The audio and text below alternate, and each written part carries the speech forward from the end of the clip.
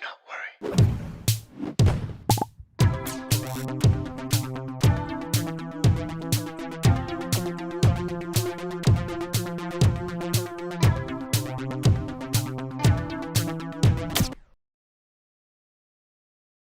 No, I'm not gonna play the song, guys. I'm reading the chat. It ain't happening tonight, folks.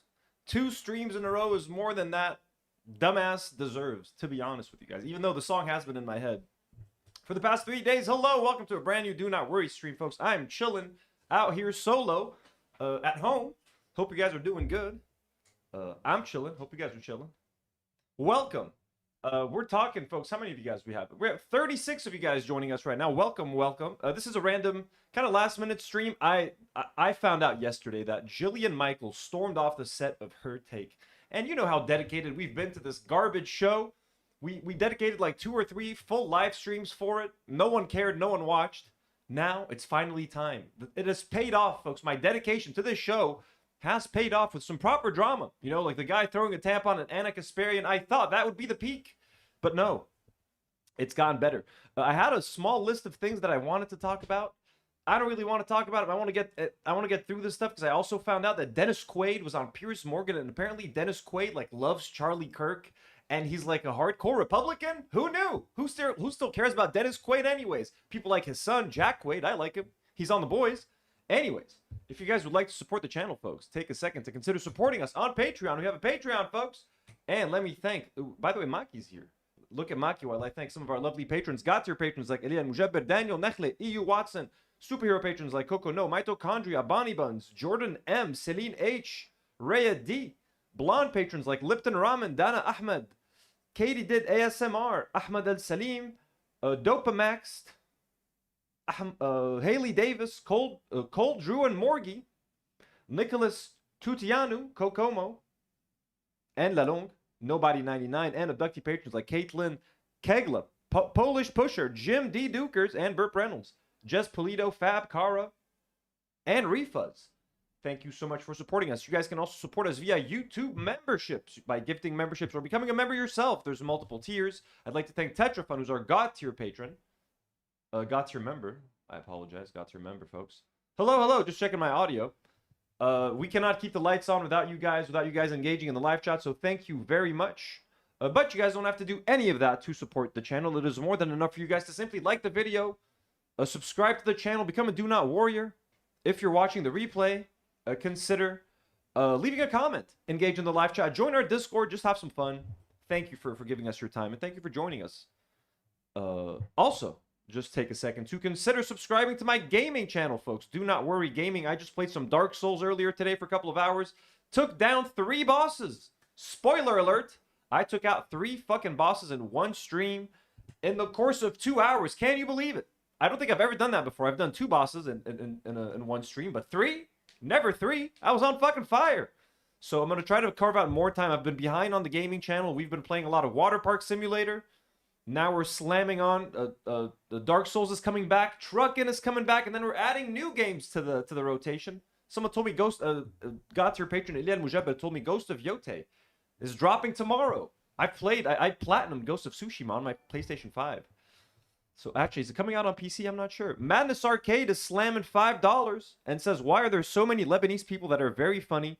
What's in your jeans? From Demetrius Shields to Sami Abed to Hummus Shouty, all funny. Follow. Well, thank you. I've never heard of a lot of these people. I don't know what I said or did that was funny, but thank you, Madness Arcade. I'll take the compliment. Jim's here. Mayor Jim. Howdy, Mukhtar. Mukhtar Jim, folks, is here. Theo is here. Nola Magnolia is here. Kate is here. Artful Decadence. Numfo. Cute pics of Bernie Sanders. Artful Decadence. Hello. Some of you guys were here were with me during Dark Souls today, like Artful Decadence, like Haley. Who else was there? Was Theo there? Hello, Nour. Got a lot of money, you know he's on his way. Are you still gonna do Life is Strange? I've added it to the list, the madness, but by the time to get to Life is Strange, it's gonna take a minute. Jim D. Duker sends a $5 and says, don't forget to join us on Discord. It's what the cool kids do. Well, thank you so much, Jim. Thank you to everyone who's here. Let's not waste any more time. I've promoted my gaming channel. I've talked about the Patreon. It is time to jump in. Just a couple of small updates. Donald Trump threatens to sue ABC again over their decision to bring back Jimmy Kimmel. Let's read his whole statement. I can't believe ABC fake news gave Jimmy Kimmel his job back. Crooked Jimmy Kimmel. The White House was told by ABC that his show was canceled. Something happened between then and now because his audience is gone and his talent was never there. Why would they want someone back who does so poorly, who's not funny, and who puts the network in jeopardy by playing 99% positive Democrat garbage? He is yet another arm of the DNC and, to the best of my knowledge, that would be a major illegal campaign contribution.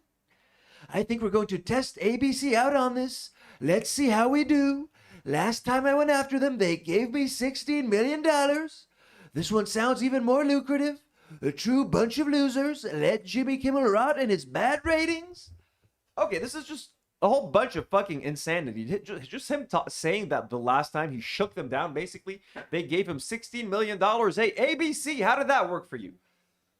You tried to get rid of the problem by bribing it? Well, your $16 million bribe didn't work the first time, and now Donald Trump wants more. Give a mouse a cookie. You know what I mean? Madness sends another $5 and says, you need to follow them. You need to follow them. Get them on your show. All these dudes, huh? Maybe. I don't have a lot of guests on my show. You know that, Madness. So this is fucking crazy. I mean, again, who cares? And I watched it. I'm not going to dare play what Jimmy Kimmel said because ABC is very litigious. And they will definitely copyright claim us. But, like, he was fucking crying about Charlie Kirk. Like, come on, man.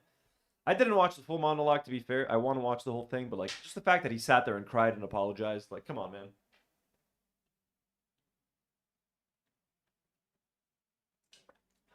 Have some fucking dignity, man. All right, sorry about that. Nola Magnolia just gifted 5 Do Not Worry memberships. Congratulations to 5 lucky subscribers. I mean, honestly, Kate says Anthony and the crew should do their own version of California Dreaming. You know what I would have loved to do? If that guy wasn't such an anti-Semitic piece of shit, I would have actually invited him onto the podcast and asked him to sing it live for us. How fun would that have been?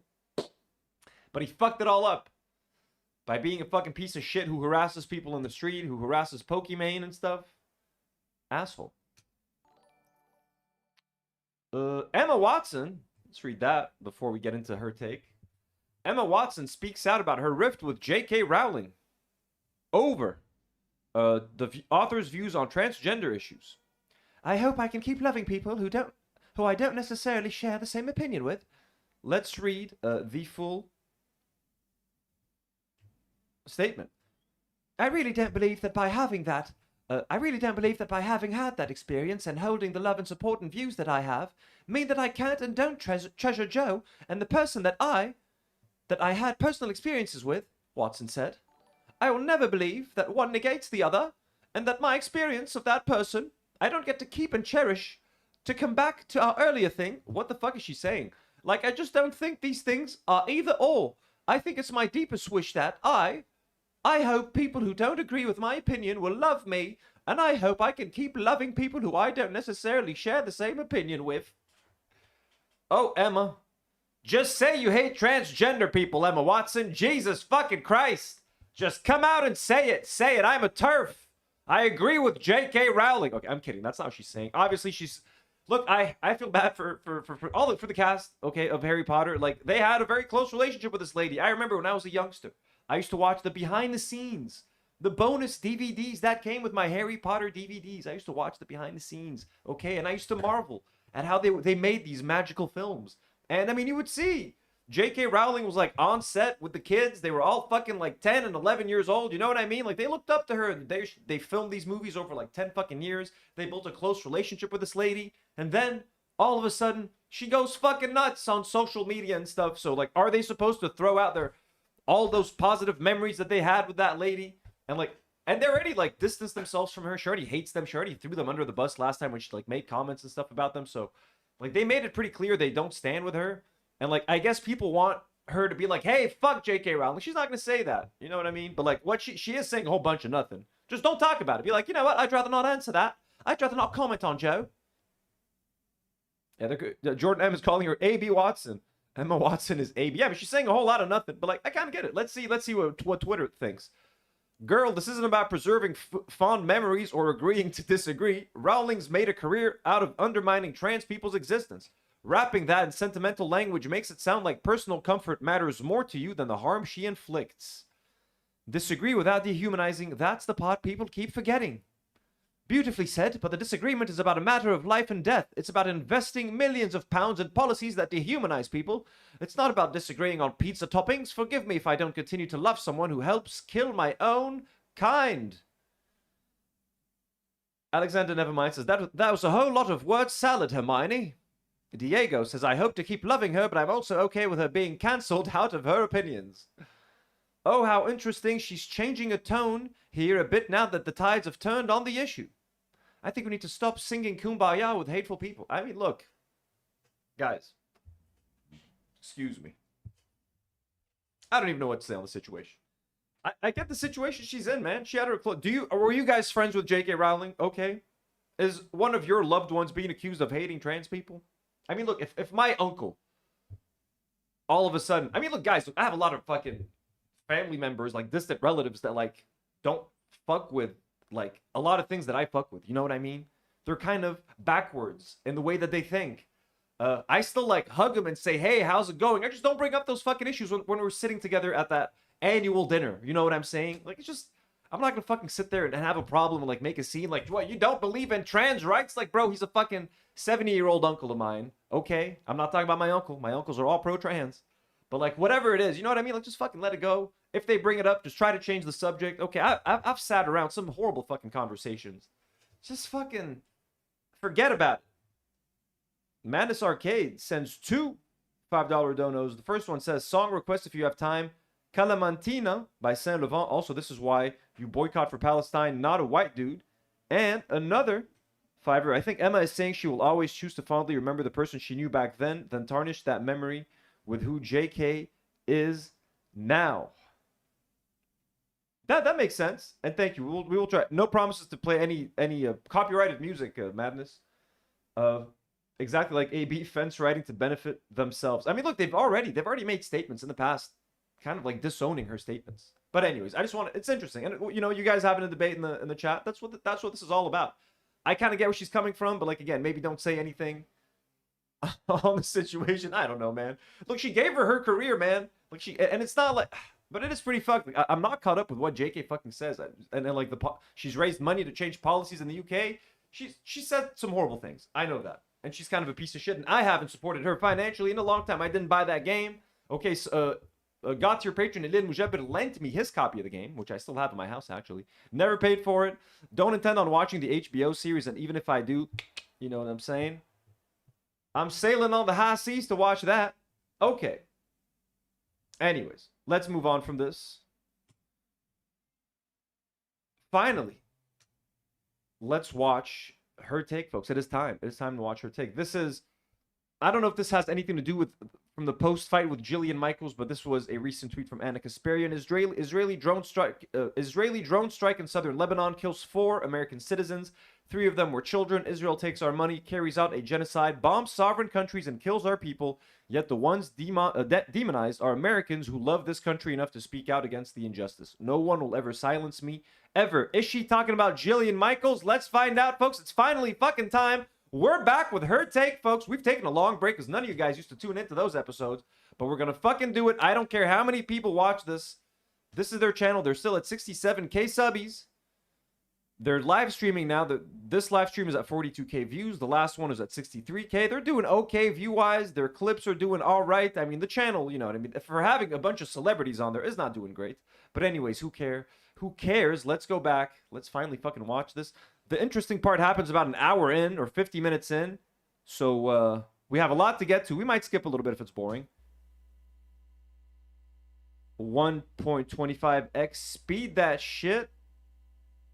You know what I'm saying? Let's go. Come on, ladies. Don't be late. Welcome back to Her Take. Yesterday, the world buried Charlie Kirk, and I think we are all still reeling. We're going to be talking about the memorial, and then we're going to be moving on and covering the ongoing scandal and conspiracy theories surrounding his death. And last but not least, Kash Patel. Everybody here seems to be pretty disappointed with Cash. Our ladies, I've got, what was it, Lindy? Her name was Lindy. Lindy or Windy?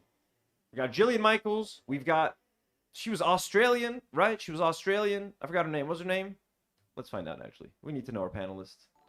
We need to know the panelists. Host Jillian Michael panel and Lindy Lee and Amy Dangerfield. That's right. Anna Kasparian, Lindy Lee, and Amy Dangerfield. Hosted by Jillian Michaels. Look, I recently watched that docuseries about The Biggest Loser on Netflix. And bro, I fucking hate Jillian Michaels now. Not that I ever liked her, but now I dislike her even more. Such a horrible human being. Such a horrible piece of shit. Abusing these sweet, overweight people. Veronica H. Song is in the house, folks. W's in the chat for Veronica. Sends 15 shekels and says it's much easier to ignore transphobic remarks and move on when you don't have close friends, partners that are trans sitting next to you. That's very true. That's very true. That is very true. And look, she deserves all the hate that she's getting. She deserves all the hate that she's getting. And look, what's her name again? I'm just talking about them. Fucking Emma Watson. Emma Watson, take a stand, all right? Okay, here we go, folks. Her take. Take two. Patel and how he handled Charlie's assassination, as well as the fact that for some reason we still don't have the Epstein files. So we're going to start off with Charlie's memorial, and I figure we'll just go around the table here. Lindy, do you want to lead us off? What did you think? How did you feel?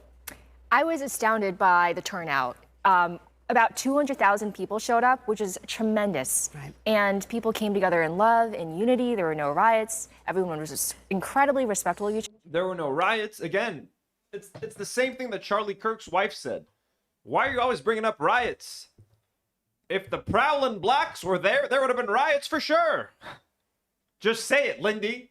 Is it Lindy or Windy? I keep forgetting. Jesus fucking Christ. What's her name? Lindy. Each other. So I was amazingly floored. And not only that, there were so many people there. The spillover in the Desert Diamond Arena, they had a tremendous turnout there as well. It looked like, there was enough for a concert. And so in the original stadium, it was filled to the rafters, and the luminaries of the Republican Party were almost all there. You had President Trump, Vice President. The luminaries of the Republican Party. I've never heard them being described as luminaries before. Who are the luminaries? President Trump, who else? Vance, Tulsi Gabbard, Tulsi Gabbard and J.D. Vance, luminaries. Oh, how far the mighty have fallen. And Secretary Pete Hegseth, everyone spoke. And then there were influencers like Benny Johnson and others who were close to Charlie. But I think the highlight of the evening was, of course, Erica Kirk's speech. And 3 words, actually 4, I'm sorry. She said, I forgive him. That young man who killed my husband, I forgive him. And that sent shivers down my spine. I thought that was incredibly powerful, ladies. What did you think? Yeah, much the same. Shivers down my spine. Yeah, I mean, look, it was a nice moment, I guess. Forgiveness is a core Christian tenet. You know what I mean? Forgive thy neighbor. Was it love thy neighbor? Whatever. Forgive us, lead us not into temptation, but deliver us from evil, Lord, and forgive us from our sins. Everybody, let's hold hands and pray. Our Father who art in heaven, hallowed be thy name. Thy kingdom come. Thy will be done on earth as it is in heaven. I don't mean to pray. I got these memorized. I know this prayer in 3 languages. أبانا الذي في السماوات ليتقدس اسمك ليأتي ملكوتك لتكن مشيئتك كما في السماء كذلك على الأرض. Notre Père qui es aux cieux, que ton nom soit sanctifié, que ton règne vienne, que ta volonté soit faite sur la terre comme au ciel. Donnez-nous aujourd'hui notre pain de ces jours. Pardonnez-nous nos offenses comme nous pardonnons aussi à ceux qui nous ont offensés, mais délivre-nous du mal. Amen. Let's go. 3 languages, folks. 3 languages. It's only here. You want some Christian prayer in 3 languages? Come on over to the Do Not Worry podcast. Again, guys, I'm like an agnostic. I'm an atheist, but you can't shake out those prayers from your brain. Going to Catholic school as a child. Madness Arcade says, in Pokemon news, Ice made a Pokemon video.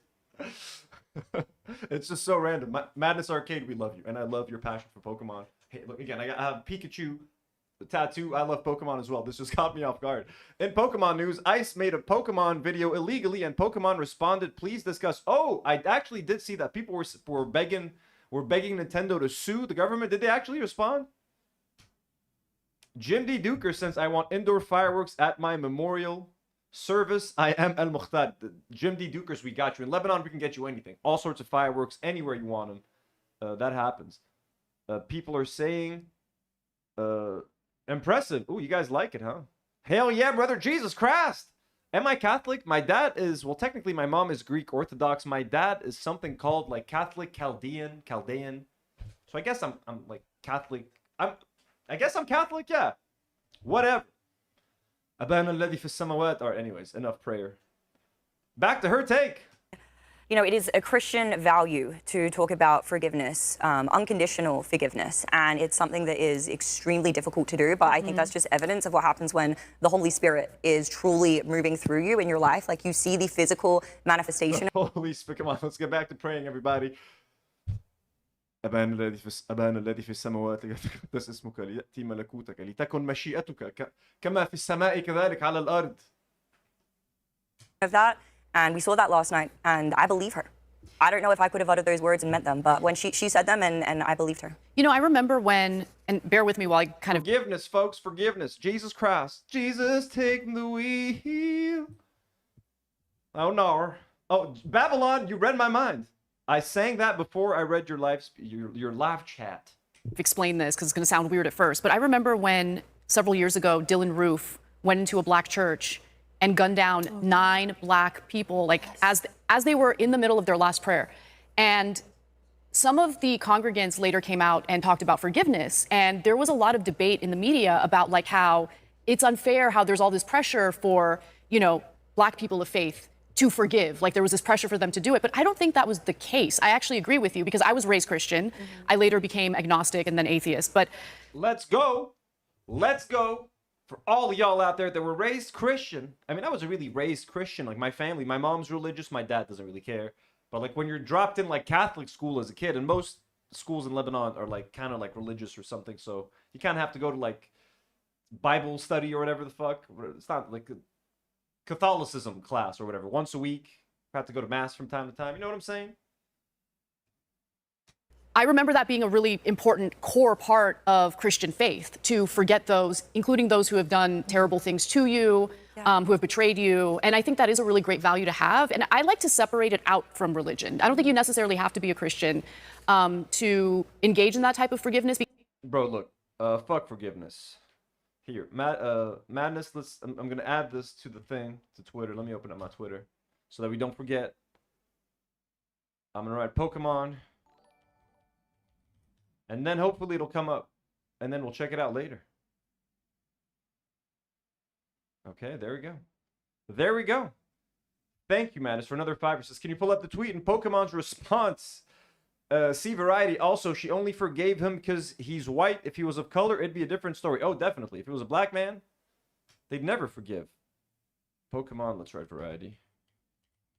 Jesus, and take the wheel. Take it from my hand. Veronica H. Song sends another 15 shekels and says, I'm being serious. I need to go be a book actor. Your voice is soft and your accents are pretty much perfect. It's a gift. Well, thank you, Veronica. I can do all voices. If you guys need me to send you voiceover work, hey, I have a mic. I can send you my shit from Lebanon. You're welcome. Do you want me in your projects? Hire me. Because what that does, it's not just about forgiving the perpetrator. It's about kind of like releasing anger and resentment from your heart. You know? My mom. Jordan M. says, I was raised by Christian fundamentalists and became an atheist and a communist, Lamau. Mission failed, mom and dad. That's pretty fucking base, Jordan. Mama always said that when you want revenge, it's like taking poison and expecting the other person to die. And it's so true. I mean, in my prayers every night, I ask for the ability to be able to forgive others, but also for the ability to be able to forgive myself. I think forgiveness is just such an important thing in general. We are so hard on ourselves. We're hard on other people. Yep. And when you're able to live your life with genuinely living truly in forgiveness, and it's so much easier said than done. Again, I cannot sit here right now and claim that I could get to the level, especially within 11 days, that Erica Kirk was able to get to. But I think she's a tremendous role model, and that was an incredible message in that time. Can we watch the video? Yeah, we have that clip. Can we, Connor, do you mind if you play the yeah. Thank you. That young man on the cross, our Savior said, Father, forgive them, for they not know what they do. Unless they're prowling blacks, then they know what they're doing. That man, that young man, I forgive him. I mean, look, I want to believe it, it just seems so like rehearsed. That young man. I forgive him. The way she says, the way she repeats that young man multiple times. Kelly Marie Appleby sends 10 pounds. Thank you so much, and says, as a born Catholic, yes, forgiveness is taught and encouraged, but it's BS to say forgiveness is a virtue. Forgiveness as a virtue is Christian. It's down to any human who engages with it and practices. It's not Christian. Oh, I'm sure forgiveness is preached in all religions. Just good people. I hate that Christians always try to associate, like, don't kill, don't lie. That's what the tenets of Christianity says. It's like, obviously, don't kill and don't lie, and don't fucking cheat and shit. Like, of course. I personally cannot forgive. I can hold a grudge for a very long time. I'm a petty man. The fact that all those people stood up and echoed the sentiment. Yes, so incredibly powerful. And I just want to say that this is not the first time that she articulated this view. In the New York Times yesterday, she had an incredibly powerful interview, and I encourage everyone to read it. I don't usually read an article from top to bottom, but I sure as hell did for this. And the last line of the article, and I don't know if you saw it, she said, I don't want to go before Jesus. And Jesus is like, an eye for an eye. Is that how we're really going to do it? And she said, I don't want to have this guy's name, have this guy's blood on my ledger, and that prevent me from being with Charlie for all eternity. I really wish we had political leaders who thought that way, right? Because right now, I feel like the country is in a Oh, don't worry. She's going to become a political leader. What's her name again? Erica Kirk, 2028. You better believe it. You know the Republicans are going to fucking run her. Jordan M sends in a $5 and says, you should do a members-only stream for Madness Arcade where you just stream all the songs you requested and play Pokemon. I know, Madness, are you a member? If you become a member, Madness, I will just do a solo live stream just for you. We'll just play Pokemon, me and you, for 12 hours. I promise you. That's it. You know what? We're going to fucking do that. I'm going to schedule that. Madness, contact us through Discord. I swear to God, Nour, we will arrange something with Madness. I just want to play some Pokemon with him. All right? We're going to fucking do that. Noor, please write it on the thing, and please let me know if you did write it on the thing. Nola Magnolia gifts another 5 memberships. Thank you so much. W's in the chat for Nola Magnolia. Thank you so much, Nola, for the generosity. Madness, we're going to play some fucking Pokemon, I promise. Dangerous place, and I'm worried that what happened to Charlie Kirk could snowball into an era of political violence. Unquestionably, it could be the beginning of a very dark chapter. Yeah. I feel it. I'm seeing it. And I agree with you completely that there needs to be a leader who steps up and brings us together. But I want to make a distinction, and I don't mean to interrupt you. Yeah. But I want all of your thoughts on this. This young man is dark and he is ill. I understand wanting to forgive him, and I understand why that brings you peace, but I have zero problem with him getting the death penalty. Oh, for sure. Zero. He should face the He firing squad. He no longer needs to be on Earth. And I appreciate there is some level of spirituality while I am not religious. Okay, Noor, Madness, Noor wrote it down. We're going to do a special members-only live stream, but you better be a member for that, okay? And I'll find a way to refund you that $5 or something. Or it's okay, just pay for the membership. You keep throwing money around like it's nothing over here. When I tell you to save it, by the way, but we're going to do a special Madness Arcade members live stream where you control everything. You control what we do. You're going to control every song we react to. You're going to control the Pokemon, everything. Okay, Madness? A great idea. Who recommended that? Who recommended that? Jordan M. Madness, you better be thanking Jordan M for that idea. Jordan, thank you so much for the great recommendation. I think things happen for a reason. I have some faith in arguably a creator, quite possibly. I don't know. I'm agnostic. Hence, I don't know. But, you know, it's not for me to say. But when evil manifests, and I say evil not like the devil, I mean darkness. When you take someone's life in front of their child in the world like that, you have succumbed to the darkness. There is no coming back for me. You no longer need to be here. You are no longer...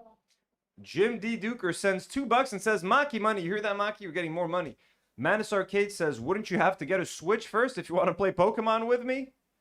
Can't I play it on the computer, Madness? You can't make me buy a Switch. That's like $500. You crazy? Let's find another way. Let's find me a Pokemon game we can play together, Madness, and we will do it. All right? Find me something on the PC. I just spent $2,000 on a PC. Longer of service, you can be put to death. I am sorry. And I respect what she's done. And I think that a leader who unites us, like, I don't know how you can't unite with that. I think we need to be very clear that people calling for violence and hatred and othering need to be reduced, marginalized, isolated, not killed, not retaliated, unless, of course, you've committed some heinous crime, and that's the law. Right. Not vigilantism, taking violence into your own hands. But we do have a PO box if someone would like to send me a Switch. Actually, if you send me the Switch, I'll have to pay customs duty. It's probably cheaper than buying a Switch. Listen, we have a PO box. You want to request it? It's ask for it on Discord. I will play, but how am I even going to stream from a Switch? How am I even going to stream from a Switch? I didn't want to think about that. That's going to be so stressful. Guys, let's just play it on the computer. Veronica says, Erica was Miss USA when Trump owned it. Hashtag true love with a 6 shekel donation. Thank you, Veronica. Madness says you can get a Switch 1 used for very cheap with another 5. Stop sending donations, Madness. I'm serious. Thank you. We're going to literally do a whole live stream dedicated to you, so stop sending money. there has to be someone that can bridge these ideologies. Who do you think that is? I Is there don't. anyone? Well, that's the thing. I don't really see, in terms of the political elite, I don't really see too many people who are willing to put politics aside and focus on humanity, right? Because we can have political debates. They can be. What is this gibberish? Let's have humanity. Put differences aside. You get. Well, okay, what kind of differences are you going to put aside with someone that like hates black people and hates Mexicans and hates Arabs and wants to bomb Palestinians and wants to support Israel?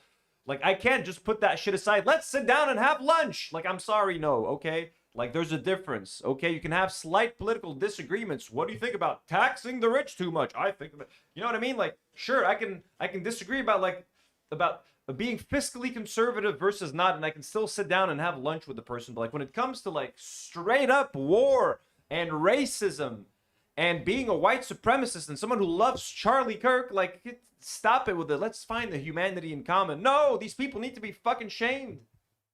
Fiery. They can even be vicious at times. But if you lose sight of the fact that you're engaging with a human being, when you start to dehumanize people, you lose the country, and that's what I'm worried about. And I don't see very many political leaders. That's absolutely right, and I couldn't agree with you more. And I think this is 1960s redux. Let me remind you what happened in 1963 on November 22nd. JFK was shot, and only 5 years later, we had Martin Luther King Jr. gunned down. And 2 months later, by the way, a man who spoke on the same evening that Martin Luther King Jr. was shot, he said, "Drop by drop, pain." It was a quote from Aeschylus's Agamemnon. He said, "Pain that cannot be expressed falls on the heart," and we see. Numfo asks, do the constant donations make anyone else anxious? Maybe it's just because I've had no money before. If you mean they're making you anxious in terms of like me pausing every second, I'm sorry about that. I kind of like to answer them as they come along. Some people wait till like the end of the show. I like it to be interactive. And I want, like, I'll forget or something, or maybe someone said something that was very relevant at the moment, so I do kind of answer them.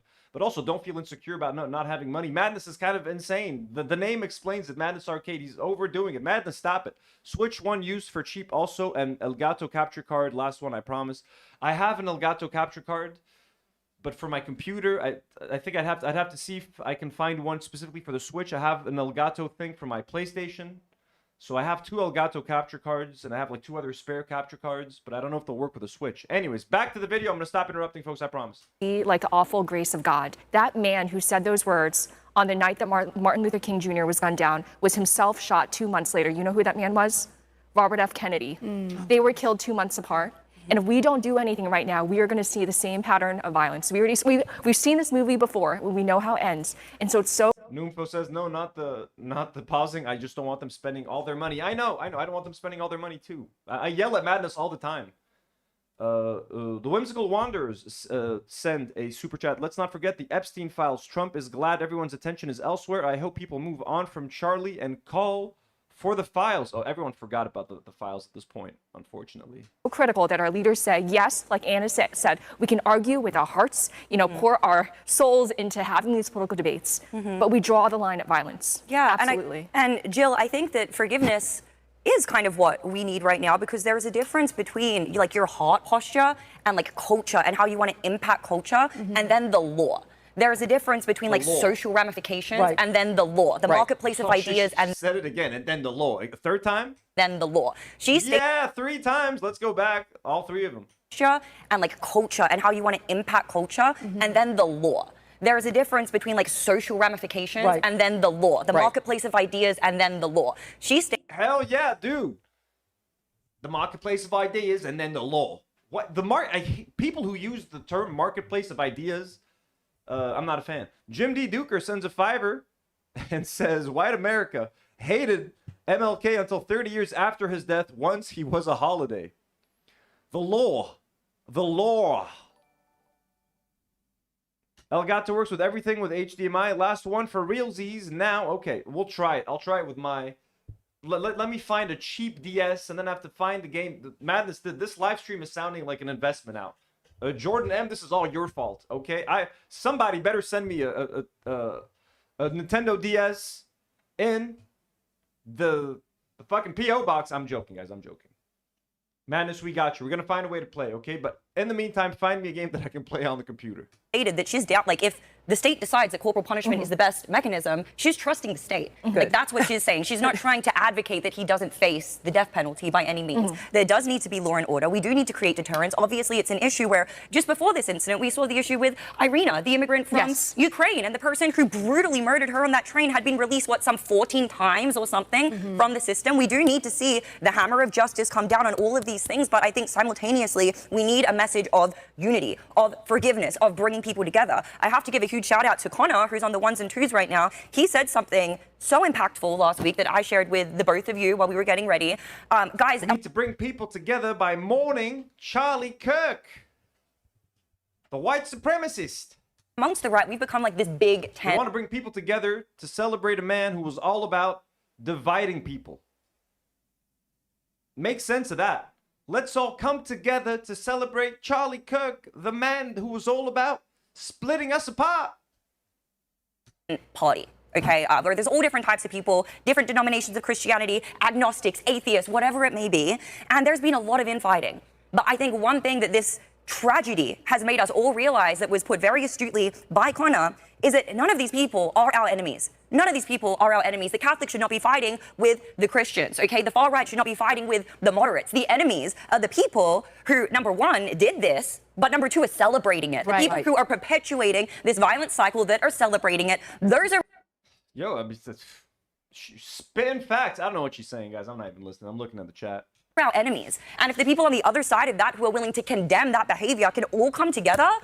That's what's going to shift the culture. We can all agree on the hammer of justice, law and order approach, but I think culturally, we need to come together. We need to be accepting. We need loving forgiveness to be able to move forward. What did you guys think of Tulsi's speech? Hell yeah.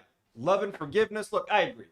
Everything I said before about not wanting to sit down with fascists, I take it back. Amy Dangerfield has convinced me that we need to love and forgiveness. And, you know, I've quietly supported her. When I watched last night, I'll be honest, no one really spoke to me. I thought it was beautiful. Erica Kirk was incredible. Let's table that. I don't know how this woman stood on that stage and gave that speech. She has a strength I couldn't ever dream of having, and she was by far the most unbelievable, inspiring individual there, unquestionably. With that said, everybody else that spoke, there was some other, I'm going to be honest, there was some othering of us against them. I didn't love that. I agree. Okay, and while I totally understand that Charlie was Christian, and this was about him and his religion, there were moments, I'll be honest, where, Vance is like, Christ is king, and I thought, like, what does that mean if I'm not Christian, though? Where do I fall into this coalition? It means fuck you, that's what it means. That's what they mean. If you're not a Christian, if you're not white, they don't fucking like you, okay? What is Jillian Michaels, is she Jewish? Yeah, they don't fuck with you, okay? They don't fuck with the Muslims, they don't fuck with anybody, unless you're a fucking Catholic or some shit.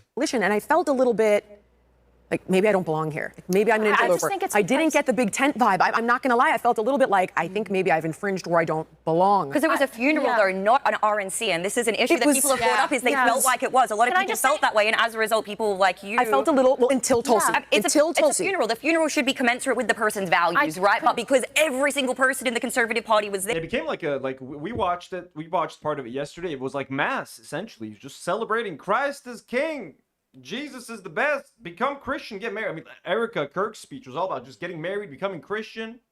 That was literally all she was talking about. Like, okay, is that all Charlie Kirk stood for? And white supremacy?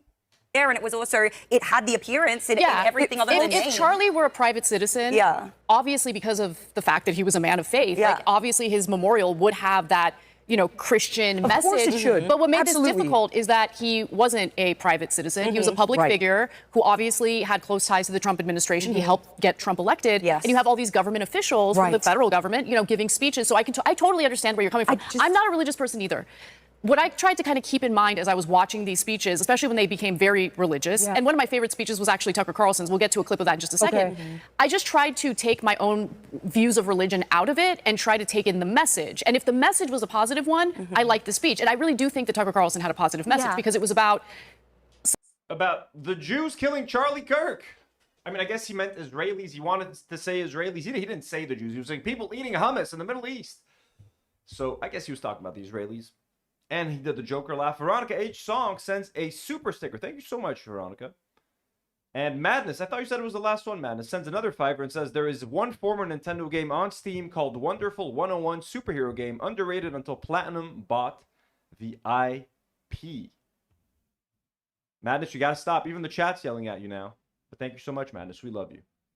We will find a Pokemon game to play. I promise. I can play the old Pokemon Game Boy games on an emulator. like accountability and taking account. Well, you know what? Let me not put words in his mouth. Let's play it. Yeah.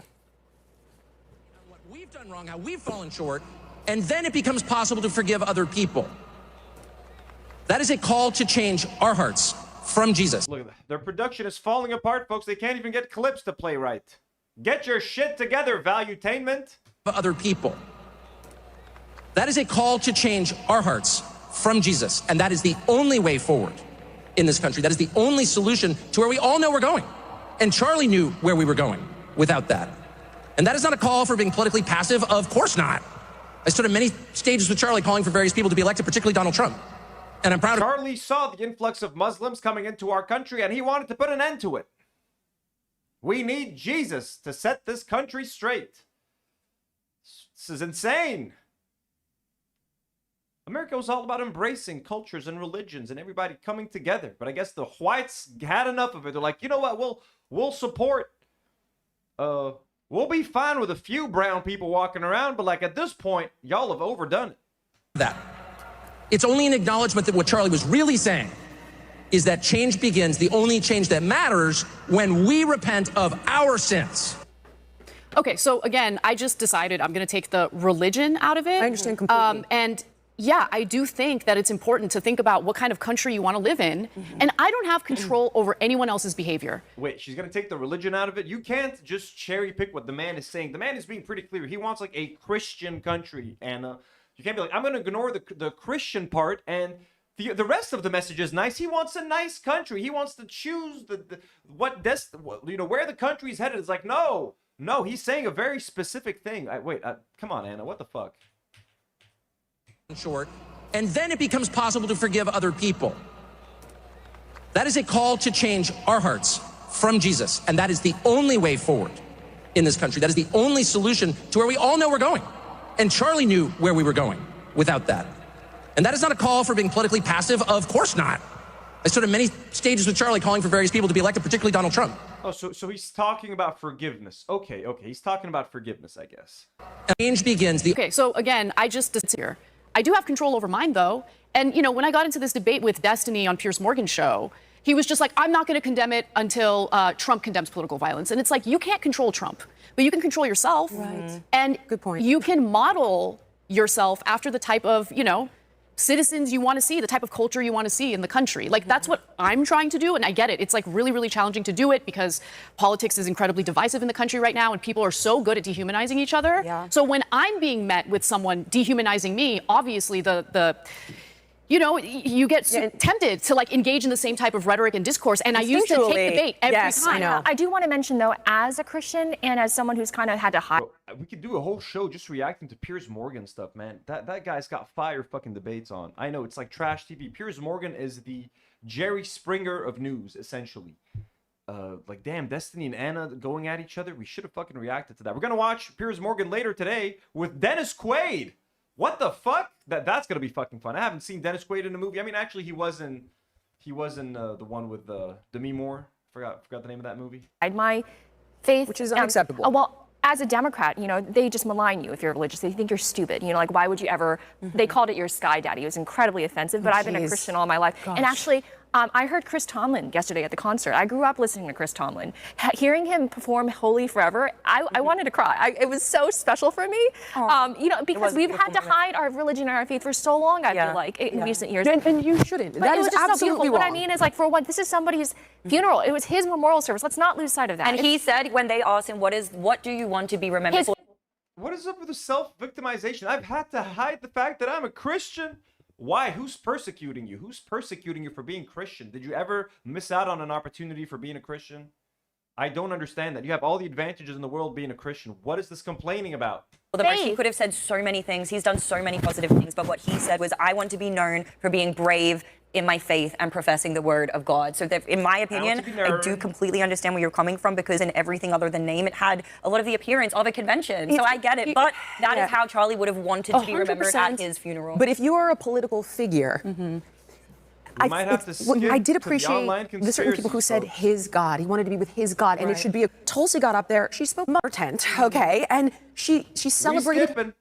The first one is we're going to monster-sized segment. Let's do it. Are you guys ready for this? Okay. Oh my gosh. There is just, guys, there is so much. We're going to do our best to break it down into two distinct segments. So the first one is we're going to run with some of the things from the official narrative that Kash Patel is putting out there, that the mainstream media is putting out there, revolving around this individual, Tyler Robinson. Now, obviously, there are a lot of irregularities around how this is proclaimed to happen, everything from the time frame in which he would have exited the vicinity to the...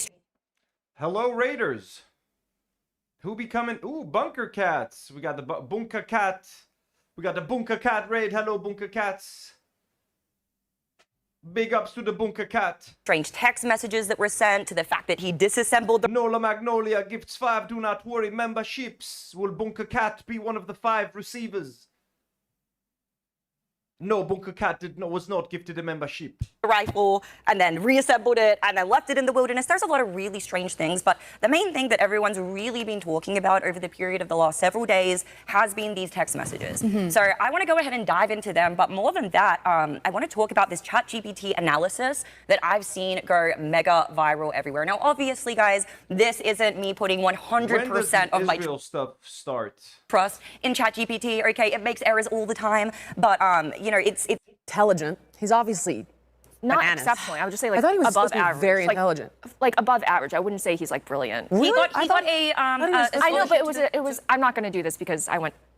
It's like a. So he's not that smart. I mean, there was a video that got released. He did get a scholarship to the school, right? So he is of above average intelligence.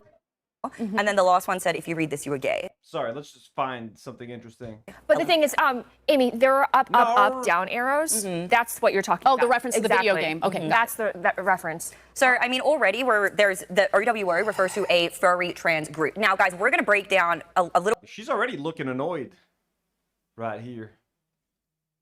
Jillian ain't looking too happy already. A bit more in that piece, because it's interesting to see that a lot of people from that Discord server, people from that community, had actually come out and posted about Charlie Kirk's assassination ahead of time. Some of them days earlier. One of them was actually, we can actually pull it up now, Connor. Let's go ahead and then we can circle back to the ChatGPT thing. So one of them was actually a SoundCloud song. Charlie Kirk dead at 31. I believe there was also a second song that was also posted up ahead of time. Wait. This was released before he was assassinated? Before he was assassinated, Anna. Let's go to the Amazon book. There was also an Amazon book that was released. It's in the production doc, Connor, The Shooting of Charlie Kirk. The post date was... There was however... Sorry, guys. I want to get to the fight. Let's get to the fight.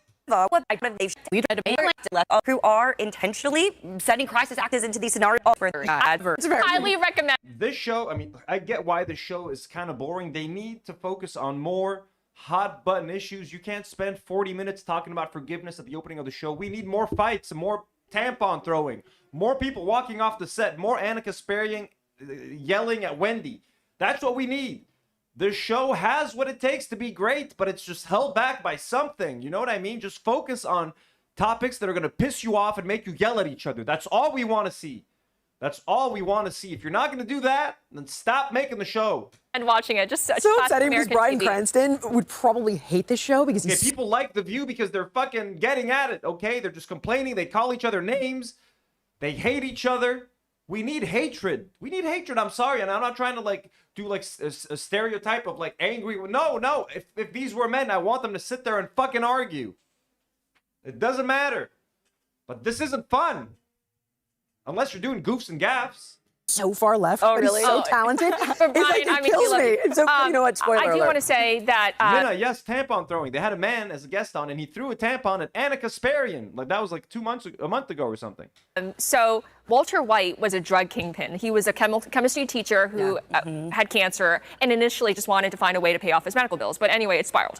In the final episode, he berates his wife on the phone. He calls her all sorts of names, saying like, you're scum, basically. He excoriates her. And that was his attempt to exonerate his wife. Exactly, to make it seem, because he knew Like that she the didn't phone, know about the drug trade that he was involved in. Yeah. And so, because he knew that the phone conversation was being tapped. So he wanted to make it seem like he was the only one involved. And so that's what we mean by this text conversation. It seemed really orchestrated and curated, and you could tell that something was missing too. I think texts were deleted. Yeah. Or, So the one to Stop we're it. not. Reading It's all not this shit. possible. Just know. Like, And you're like, these types of murders, the strangest part about all of this. That like usually when it comes to these types of crimes There we go. Anna's gonna start pissing this lady off. Let's or go. these types of murders, there's no big smoking gun. And it's like, it's just too easy, right? Like Right. the text message exchange is too easy. I think you're absolutely right. I mean, if you're going to murder someone, you're like considered really, really smart. You have a perfect score on the ACT and all of that. How are you not smart enough to understand that you shouldn't have a digital trail of the crime that you're committing? Kind of leaves something like Luigi Mangione. Yeah. You know, that pulls down his face to flirt with the girl, the mask, and it's like, bro, you wore the mask. I mean, but then it's the you, weakness like, for men, But you it know? just, I'm like, There's a what? pretty lady. Well, speaking of Luigi Mangione, though, right? 'Cause he ended up being arrested in a McDonald's. Luigi Mangione. Did you hear that? Luigi Mangione. Yearny. Speaking of Luigi Mangione, though, right? yeah, 'Cause he ended up Speaking of Luigi Mangione. I'm like, There's a what? pretty lady. speaking of Luigi Mangione, though, right? 'Cause he ended up being arrested. Speaking of Luigi Mangione. I mean, yeah, the weakness of Luigi. Was that it? He saw a pretty lady at a McDonald's and he took off his face mask? Was that what you did, Luigi? Luigi Mangione. That should be his fucking soundbite. in a McDonald's or something, yeah, right? Something we should like probably that. have done a segment on this because his terrorism charges got thrown out. Did you see? Oh yeah, I did. Yes, like the stream if you're watching this live, folks. Click. I'm seeing 71 likes right now. I want to see 80 likes. Let's go. If you're watching this right now, hit the like button. We're at 72 likes. More likes. Come on. More likes. Like the stream, folks. Like it. Like it. Like it. Like it. It got pleaded. It got. But here's the thing. Well, I'm sorry. Just really go. quick, Yeah, go. they also found a picture of Tyler Robinson inside, I believe it was a Dairy Queen. Oh yeah. That was taken And Candace at Owens a was- time that shows that it would have been inconsistent with the timeline that they're describing. He was getting some chicken fingers, apparently chicken tenders. He was getting some tendies. The government said he was getting ice cream, but actually he was, I mean, by the look of the box, someone on Twitter was like, if you know what you're talking about. Ooh, 93 likes. Good job, everyone. Good job. I should just ask people to like the streams more often. He was getting some chicken tendies, folks. Jim D. Dukers sends $2 and says, Luigi is innocent. I believe Luigi is innocent as well. But I also condemn the crimes and I condemn the killing of Charlie Kirk. And we love Charlie Kirk. TSA, U.S. government, let me in when I want to come visit my family in a few months. Thank you very much. So The there's whole a thing is host of weird. things, The whole thing yeah. is weird. Luigi Mangione. And again, it goes back to people not really trusting our government institutions. I don't have a lot of faith in Kash Patel for a number of different reasons, including the way he has handled this investigation from the beginning. You know, he even said something really strange about how there was like some sort of confession note that Tyler Robinson had sent to his friends, but it got destroyed. And thanks to the FBI's aggressive interview posture, they have forensic evidence of it. Like, I'm just like, what are you talking about? Right, yeah. I don't know Yeah. what you're talking about. And you keep saying different things. Clearly, even the federal government doesn't have much trust in Kash Patel because he went to Orrin, Utah to join that press conference before they had finally apprehended the suspect. And he didn't say a single word. You want to know why? Because the Trump administration basically told him to shut up and don't say anything. You're like ruining. Yeah. You know, Someone, this is the point of the show where someone should tell Anna to shut the fuck up. Not that I think Anna should shut the fuck up, but someone should create some drama. Someone should be like, hey, Anna, Amy, Anna, you should shut the fuck up. You're wrong about Kash Patel. And then Anna should be like, hey, fuck you, you fucking Australian piece of shit. That's the kind of shit I'm talking about here, valuetainment. That's how you get value and entertainment. That's what I want to see. with your public statements, you're kind of ruining this It's investigation. back, yeah. Yeah, I mean, Anna, spot on. And he is. No, don't say Anna, you're spot on. You have to say Anna, fuck you, you Armenian piece of shit. Azerbaijan should take all of your land. That's what you should be saying, Wendy. And then Anna should fucking insult you for being like an Asian American who's racist and shit like that. You know what I'm saying? Get dirty. Not dirty in a sexual way, but like fucking sling mud at each other, yo. Trump may not be saying that he's losing faith in Kash Patel, but you know what he did? He helicoptered somebody in. Dan Bongino's deputy. They just helicoptered in co-deputy Andrew Bailey. That they did not expect that to happen. That's what you do. You don't say a word, but you layer people in, and you make the people obsolete. There are rumors that he's going to replace Kash Patel. I don't know if there's much credibility to those rumors. No way. But I mean, he hasn't replaced anyone yet. I mean, there have been also people rumors he that could he's have gonna replaced. Pam Bondi. Yeah, people are calling to have her replaced. I agree. No way. How does she not know what our constitutional rights are? How do you not know that hate speech? I mean, hate speech is protected under our constitution. Ironically, I don't think Trump cares about that. I think he actually loves the fact that she said he that. does. He wants But he's to- upset that she's not going after his enemies. Oh yeah, we all saw that tweet. Yeah, Yeah, that should have been. You need to get angry at her. Hey Arna Kasparian. Luigi Mangiardi. Hey Arna, do you know I recently went to Turkey and I had some mante and I also had some lahmacun. Aren't these traditional Turkish dishes? Oh, I love Turkish dishes like mante and lahmacun. Don't you think so, Arna? And then watch what Anna Kasparian does upon hearing those words. Bunker Cat sends a dono and says, "Big up Anna Kasparian, one of my favorite wingers." that is the perfect way to describe her, Bunker Cat. She is a right winger at this point. W's in the chat for Bunker Cat. Die Bunker Cat. Should have been a DM. Should have been a DM. Yes. All right, guys. Okay. Let's kind of pivot. There's one more massive conspiracy that we have to talk about. We wouldn't be reporting on the news if we didn't address it. Let me preface by saying I do not think Israel did it. Okay, that sounded really bad. I should not be cheering. Israel did it. Israel killed Charlie. That's what I meant. Two. Israel. that this is the case. Okay, so everyone go There are easy. also two things. Don't You're come going at to me. cover two things, right? There's the Israel and the Ackman, right? Two separate things. I mean, these are two separate things, but people are kind of lumping them into They're one conflating thing, them, right? yeah. They are. Jillian Michaels is already pissed. Shouldn't be. They are for sure conflating them, and they shouldn't be. We're going to get into all of that. So, Charlie Kirk has been pro-Israel. He has been taking money from Jewish donors. He has been doing his part to win the hearts of Generation Z on this issue, specifically as it relates to Israel and Palestine, and trying to encourage Christians to be more supportive of Jews, Judeo-Christian values, everything like this. Now, rumors have come out that he was in fact breaking with a lot of those ties and was starting to come into disagreement with many of these donors and even with the president himself. I mean, we saw that shortly after the Epstein release, right, he came out and said, oh, I'm going to stop talking about this because, you know, I want to trust the government. Then he backtracked on that. We have it on good word from a few people that he, you know, was against the regime change war that was going to be occurring in Iran. And he wanted to speak out against these things. Yes. He was pretty public about it. Like, Charlie, it's not like he was hiding the ball. I mean, he was against engaging in a regime change war in Iran. That was one of the areas I agreed with him on. But he was very much, you know, supportive of Zionists, and that is a consistent theme you'll notice throughout his career. Yeah, we heard what he said about like Palestinians and you stupid Muslims and all that sort of shit. So there's no way anyone is going to convince me that Charlie Kirk was like breaking with Israel or was like anti-Israel in any way. Maybe in his last couple of days, maybe he said something that could suggest, but like everything that I've seen, he's a piece of shit on the fucking issue. Okay, he's a piece of shit on the fucking issue. And he's looking up to all of us while I spit on Israel one more time. Exactly. It's just that in recent months, he started to become a little more critical of Netanyahu, critical of the ongoing, you know, genocide in Gaza. And it's not like he turned his back on Israel. Not at all, not at all. And also the fact, we're going to dive into it in a minute, but that he was being called anti-Semitic for just providing slight pushback. So let's go ahead and bring up this tweet here. I'm not going to name names, but I was told by someone close to Charlie Kirk that Charlie thinks Israel will kill him if he turns against him. Now, this was posted. Yeah, was that cropped off, Connor? I think I actually just put the link to the tweet in there. Maybe it was cropped off, but this was well in advance. This is back in August. Okay, yep. This tweet was posted, and obviously nobody gave any credibility to it at the time. If he turns against him. Now, I'm not going to name names, but I was told by someone close to Charlie Kirk that Charlie thinks Israel will kill him if he turns against them. Yeah. Source, trust me, bro. Nola Magnolia sends $5. Thank you so much, Nola. And says, like the stream or else I'll send my gin after you. I had to turn my VPN on to send $1. So like the stream. Nola, that's so sweet. You don't have to do that. I already yelled at them and they all liked it. Thank you so much. Guys, listen to Nola. Like the stream. W's in the chat for Nola. And that Nola, don't do that again. Thank you so much. Very sweet.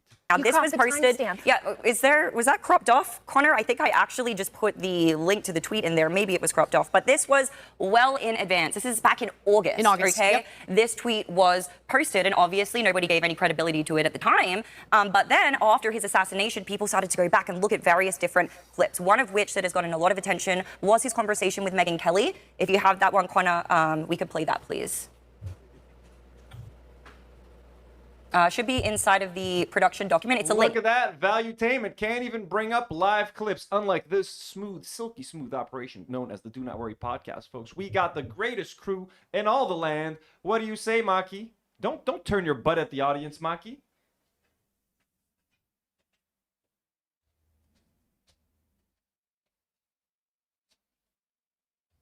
Oh, you sweet boy.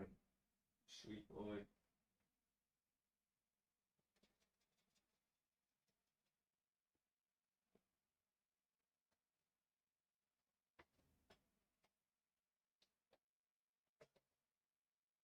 Oh, he's too cozy. I don't want to flip him around. He's just having a nice little nap. Oh, now he's licking his paws. Okay. Connor.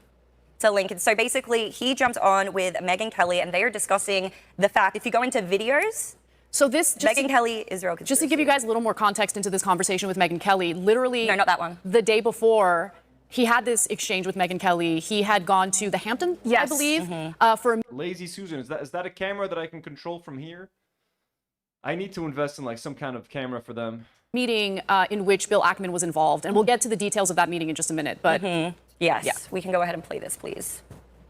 We're just going to try to, we're going to just stamp out everything type of practice, but it goes to the point where, if, for example, if I have less ability sometimes online to criticize the Israeli government about backlash than actual Israelis do. And that's really, really weird, isn't it, Megyn? That's not right. Wrong-headed. I'll tell you, this, for me, so I got some blowback after saying Mossad possibilities with Epstein, a comment behind which I stand. I mean, and I've, of course, reported what Alan Dershowitz has said as his lawyer. He says, I think he would have told me. He didn't say he had any of those connections. I hear all that. That doesn't mean it's not true.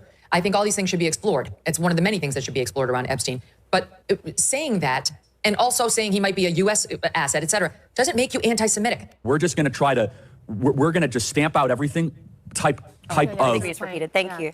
So obviously, they're repeating their clips. Look at these amateurs. What an amateurish operation. Madness Arcade sends $5 and says, yo, you need to fire your producer for sleeping on the job. Very unprofessional. Well, now he's grooming himself. My producer is licking himself.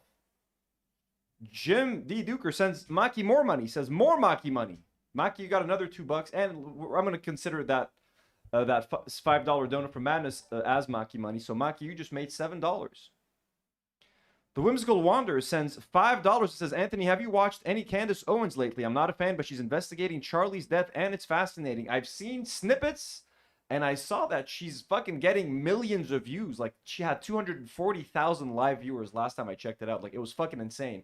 She thinks it's Israel that did it. Look, I don't think Israel had anything to do with this, to be honest with you. But, I mean, she's certainly cashing in on the death of her friend. Honestly, he was starting to become more boisterous and vocal about some of the issues that he has. Again, in no way is he saying we're pro-Hamas. Obviously, he wants Israel to win the war. What Anna said, wait, hold on. What Anna said was in so that we have... clip, he is saying he's being criticized for giving an audience to people like Dave Smith. He is not saying that he is changing his mind and thinks the Jews are evil. Like, no, he wasn't changing his mind. I want to be real clear here. No, but because I think this is dangerous. She's already, she's getting mad. Jillian Michaels is getting angry. And I want to be fucking deadly accurate if we're going to have this conversation. So that's what he was talking about. It's about the fact that Dave Smith, he gave him an audience at Turning Point, and he was being criticized for having people who didn't agree, like Tucker, on the stage. He wasn't saying, so I the donors... changed my Zionist piece of shit. Also abusive. The way you yelled at contestants on The Biggest Loser. Fuck you, Jillian. mind here, and I'm being attacked. That's but not so what's playing out behind the scenes is that, you know, Turning Point USA has some very wealthy pro-Zionist donors.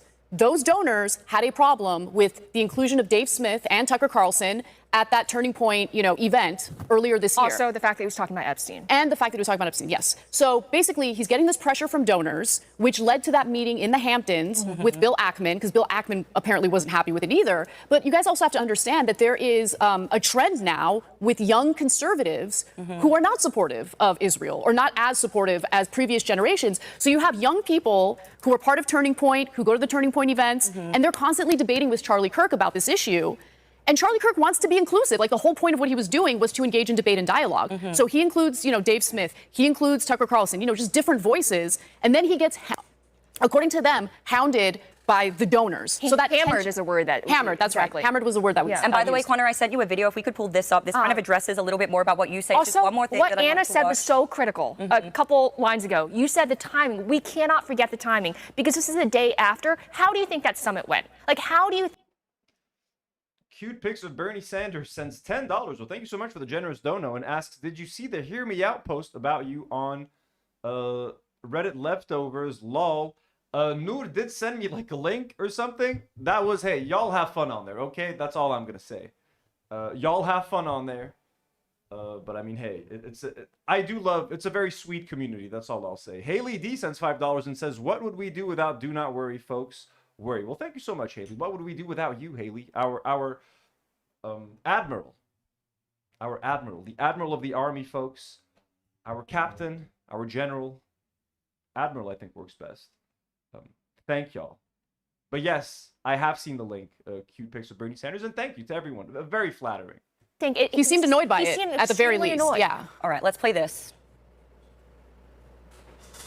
They have a lot of explaining to do, a lot of decoupling to do, because Jewish donors have been the #1 funding mechanism of radical, open border, neoliberal, quasi-Marxist policy. And Jewish donors, they have a lot of explaining to do, a lot of decoupling to do, because Jewish donors have been the #1 funding mechanism of radical, open border, neoliberal, quasi-Marxist policies, cultural institutions, and nonprofits. This is a beast created by secular Jews. And now it's coming for Jews, and they're like, what on earth happened? And it's not just the colleges. It's the nonprofits, it's the movies, it's Hollywood, it's all of it. It's like, time for you guys to wake up and say no more. Draw a line in the sand. I don't care if you hate me. I mean, I can narrow it down. I can narrow it down. It's George Soros who's primarily funding all. What was he even saying there? I don't even understand the point that he was trying to make. What was he saying? Donors have been the at the very saying that Jewish Democratic donors are one of the reasons why there's an open border thing, and like the Jews have taken over Hollywood and what? Yeah. All right, let's play this.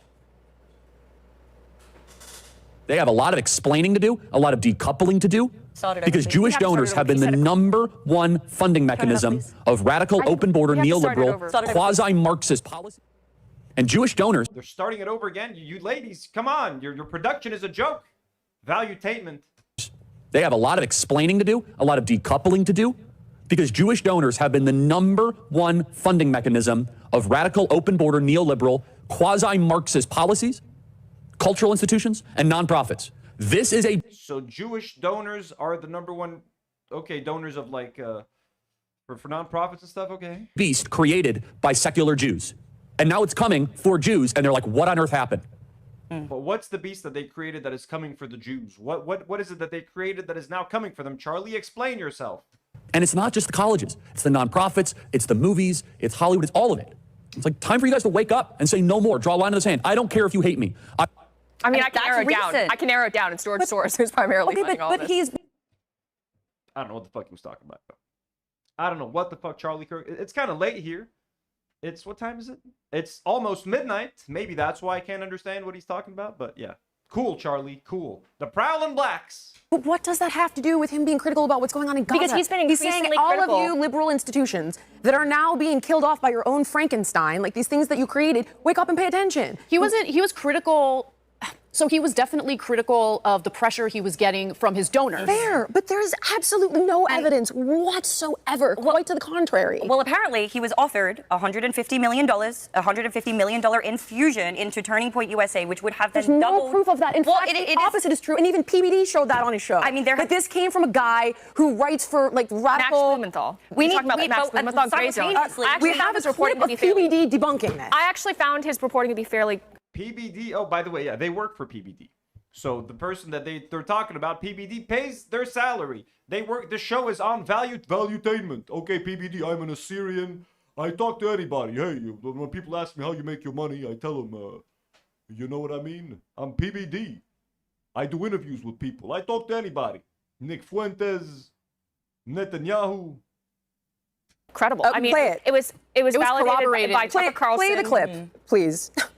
If you look at this one, this is It was debunked by PBD, folks, so you can take it to the bank. Take it to the bank, okay? That's the source. AF Post.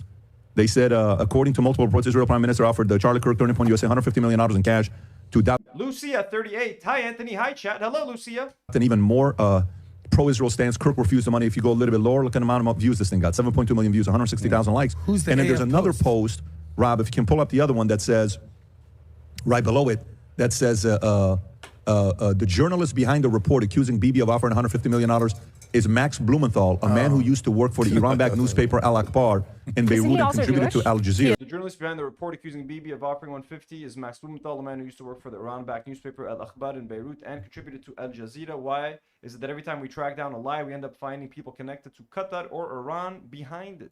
I mean, Why is it every time we track down a lie, we end up finding people connected to Qatar or Iran? There's no proof behind this it? ever happened. So, None. Wait, how does that debunk the fact so that he just read it. Yeah, that's just another tweet as well. Like, that's just a tweet saying that's not true. Nothing suggests that any of these things are true. Nothing.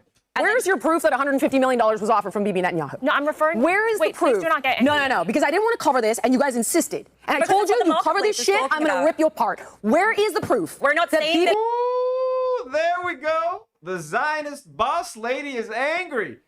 The Zionist pro-Israel, anti-overweight person who yelled at overweight people on The Biggest Loser. Don't you forget that, America. She yelled at all your overweight aunts and uncles and made them feel like shit about themselves. She is fucking yelling. Look at Wendy. Wendy is fucking shitting herself right now. Netanyahu. And I told you, you cover this shit. Where is the Wait, please proof? do not get No, because I didn't want to cover. She's begging her, please, Jillian, Mrs. Zionist, please don't get mad. Don't yell at me on camera. Man, but this is what we need. This is what we need. What is this whole fluff before and after? Just do this for 40 minutes a week. Don't even sit together for an hour. Oh, I love the look of fear in Wendy's eyes. Qatar or Iran. There's no proof behind this it. ever happened. So, None. Wait, how does that debunk the fact so that? he just read it. Where's your proof that $150 million was offered from Bibi Netanyahu? No, I'm referring. Where is Wait, the proof? Please do not get No, because I didn't want to cover this, and you guys insisted. And I Because told that's you, what the you cover this marketplace is shit, I'm talking going to about. rip you apart. Where is the proof? We're not saying. And she would rip you apart. Have you seen what Jillian Michaels looks like? Shit. Jillian Michaels fit. We just got to look at a... Okay. This lady will rip you apart. All right?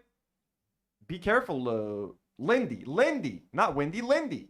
Saying that Bibi it happened. Netanyahu We're really offered not Charlie saying that it $150 million. I'm going to rip you apart. Where is the proof? We're not saying that Bibi it happened. Netanyahu We're really not offered Charlie saying that it $150 million. Jillian, Okay, so we're not. Okay, so what we're conversely, reporting on is now people there in the is- marketplace, what they're saying. This is a discussion that's In the marketplace, listen, Jillian, the marketplace of ideas. happening literally everywhere. We would be remiss if we didn't cover It's it a to week debunk old, it. this conversation. It's over I mean, a it's week. still pretty That prevalent. is a week old. It's still going on, Jillian. Okay, well, nevertheless, where is the proof that actually Jillian, happened? I just said. Jillian, this whole segment is about conspiracy theories. There's no proof for anything. Everyone's just fucking talking out of their asses. Weren't they blaming, I didn't listen to the other ones, but like, weren't they blaming ChatGPT or some shit? Like, people are just, hey, this is what the internet is saying. There's no fucking proof.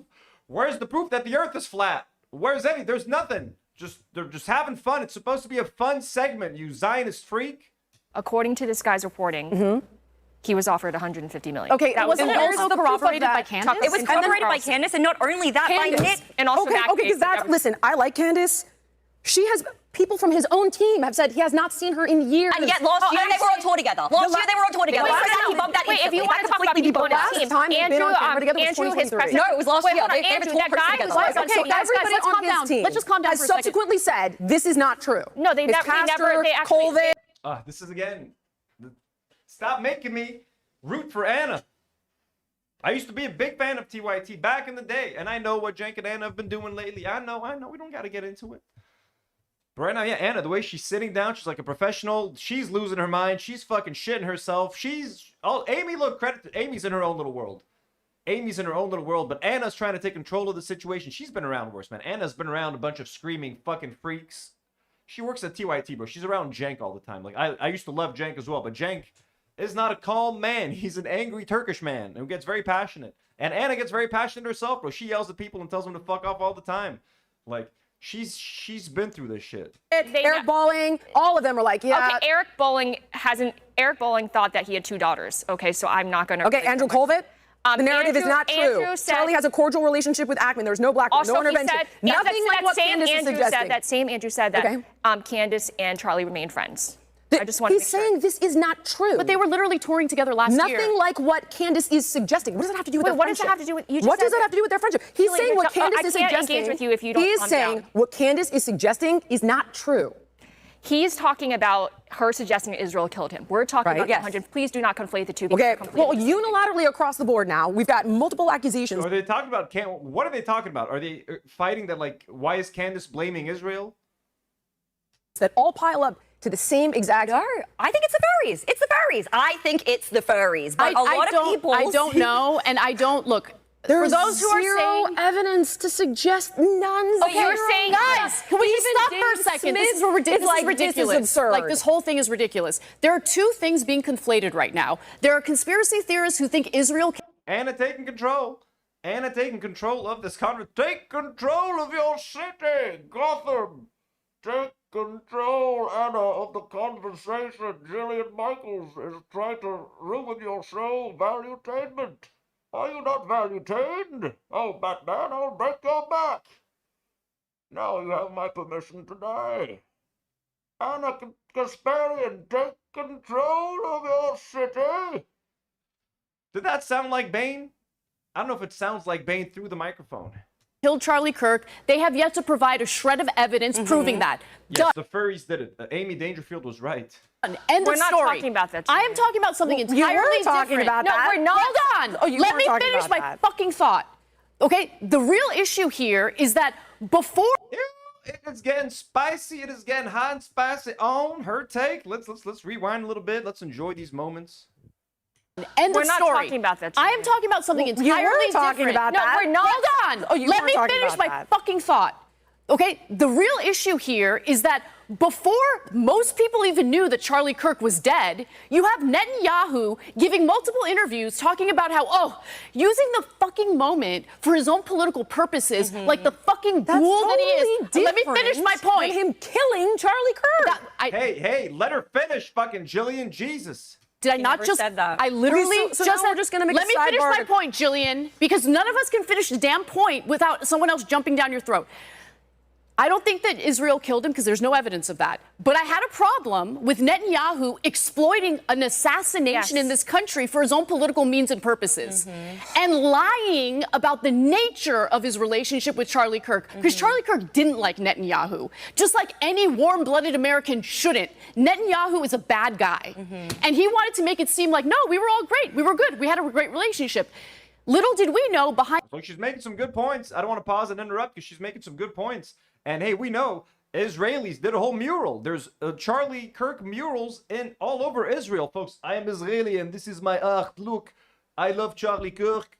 When he talks about the prowling blacks, I love it. Okay, here in Israel, when we see a black man, a black woman, first of all, if she's a black woman, we try to remove her ability to make pregnant and have children, okay, because we do not want these black Jews to have children. We do it without their consent or knowledge most of the time, but that's okay. But we see a prowling black here in Israel, we beat him up. Okay, what can I tell you? I call my friends, I say, hey, Yaul, Shalom, prowling black here, we need to beat him. Okay, he reminds us of the people in Gaza. There are no rights for people in Gaza. Also, have you heard of Cold Stone Creamery, my friend? They do not have small, medium, and large. They have like it, love it, and gotta have it. You have to come to Tel Aviv and try it, my friend. It's a great culture. In the scenes, I don't there know was a how lot every of pressure show toward ends up being Netanyahu. about how do we bash Israel. This is not for me. I am not interested in this. Okay, I love I you know. guys. I'm sorry. Let's be good. Let's be good about precious Israel. Let the country committing a genocide. Yeah. Okay. Zero. I think you guys are great. I fundamentally disagree with you. about like every show doing this. I'm sorry. Cool. So can we continue the conversation? Oh my gosh, she can't even. What a coward. What a Zionist coward. She can't even defend her positions. Every show you guys want to talk about Israel. Maybe because there's a fucking genocide going on, you piece of shit. All right, let's go back and enjoy this moment. Little did we know behind the scenes, there was a lot of pressure show toward ends up being Netanyahu. about how do we bash Israel. This is not for me. I'm not interested in this. Okay, I love I you know. guys. I'm sorry. Let's be good. Let's be good about precious Israel. Let the country. How does every episode end up bashing Israel? And look how upset she is about this whole thing. For committing a genocide, yeah. Okay. Zero. I think you guys are great. I fundamentally disagree with you about like every show doing this. I'm sorry. Amy's enjoying this. Cool. So can we continue the conversation? Yeah, let's. Okay. I love Anna's response, like, cool, let's keep going. Lindy, poor Lindy, still fucking terrified. She's got her arms crossed. Look at her. Poor lady. Horrified. These two don't give a shit. These two ladies are owning it. Lindy, bless your heart, you little racist lady. All right, let's go back and do this again. Let me finish my point. Him killing Charlie Kirk. Being chilling.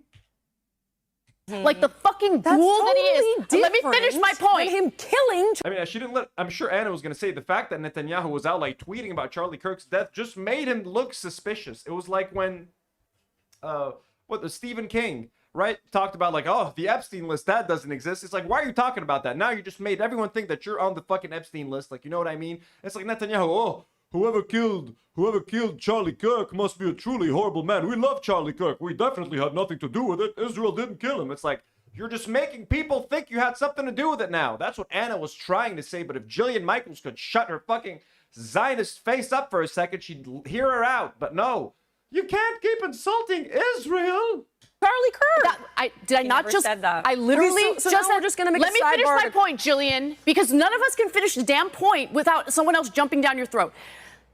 I don't think that Israel killed him because there's no evidence of that. But I had a problem with Netanyahu exploiting an assassination in this country for his own political means and purposes and lying about the nature of his relationship with Charlie Kirk, because Charlie Kirk didn't like Netanyahu, just like any warm-blooded American shouldn't. Netanyahu is a Hell yeah, warm-blooded. My blood runs red, white, and blue, baby. Yeehaw! bad guy. And he wanted to make it seem like, no, we were all great. We were good. We had a great relationship. Little did we know behind the scenes, there was a lot of pressure show toward ends up being about how do we bash Israel. This is not for me. I am not interested in this. Okay, love I you. know. Peace out, B-word. I'm sorry. Let's be good. Let's be good about precious Israel. Let the country committing a genocide. Yeah. Let's be good about precious Israel, the country committing a genocide. Fuck off, Jillian. No one's gonna fucking miss your ass on the show. Oop, lost power. Okay. Zero. I think you guys are great. I fundamentally disagree with you about like every show. Love you guys. I just fundamentally disagree with you. I'm sorry. Cool. So can we continue the conversation? Yeah, let's. Okay. You wanted to do it anyway. Finish the last topic. All right. All right. Wow. Okay, guys. So, again, to clarify. Sargars, that was so unexpected. I don't think is. You merely adopted the dark. But, so, yeah, Kate says the darkness has found you. You think darkness is your ally. You merely adopted the dark. I was born in it, molded by it. I didn't see the light until I was already a man, and by then it was nothing to me but Batman. Oh, yes, Batman. All right, we're back. We got the lights. Let me turn on the main lights. You merely adopted the dark. I was born in it, molded by it. Okay.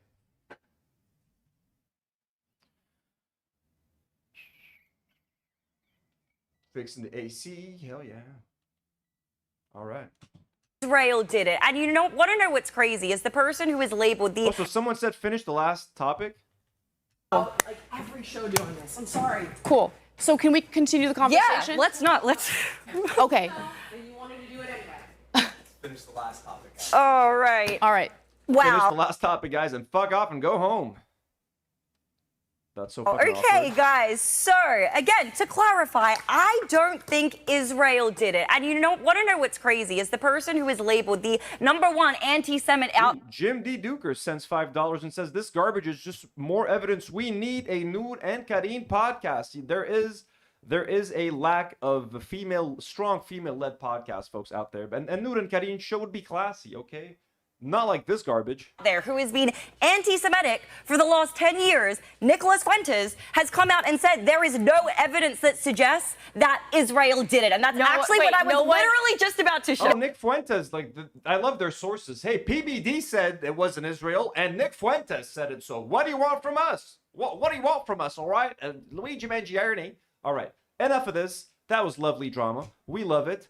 Let us move on to Dennis Quaid on Piers Morgan, dancing on Charlie's grave. Dennis Quaid on Kirk and immigration. Oh my God, is Jack Quaid's father or fucking racist? Let's fucking find out. The soul of America. This is a spiritual fight for the soul of America.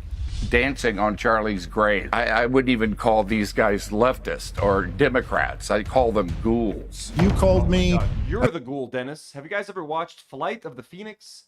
I watched that movie alone in the theater when I was a child. Dennis Quaid plays like a pilot, and their plane crashes in the desert, and they have to like fix it to fly off. Shit was horrible. Fuck you, Dennis Quaid. But he was in The Parent Trap, and I loved The Parent Trap as a child. So I'm conflicted, Dennis. When does Dennis Quaid come in? Ooh, oh, there's a lot of Dennis Quaid. Oh my God, how long did he talk to Dennis Quaid for? 30 minutes. Guys, we got 30 minutes of Dennis Quaid content. You ready? You did Charlie Kirk's podcast, I think, last year to promote your movie, Ray. Extensive viewers were energized and he did Charlie Kirk's podcast? Oh my God, Dennis. Moved by his previous appearances on this show. And I'm pleased to say that he rejoins me again now. Dennis, great to have you back. Piers, wonderful to be here with you again.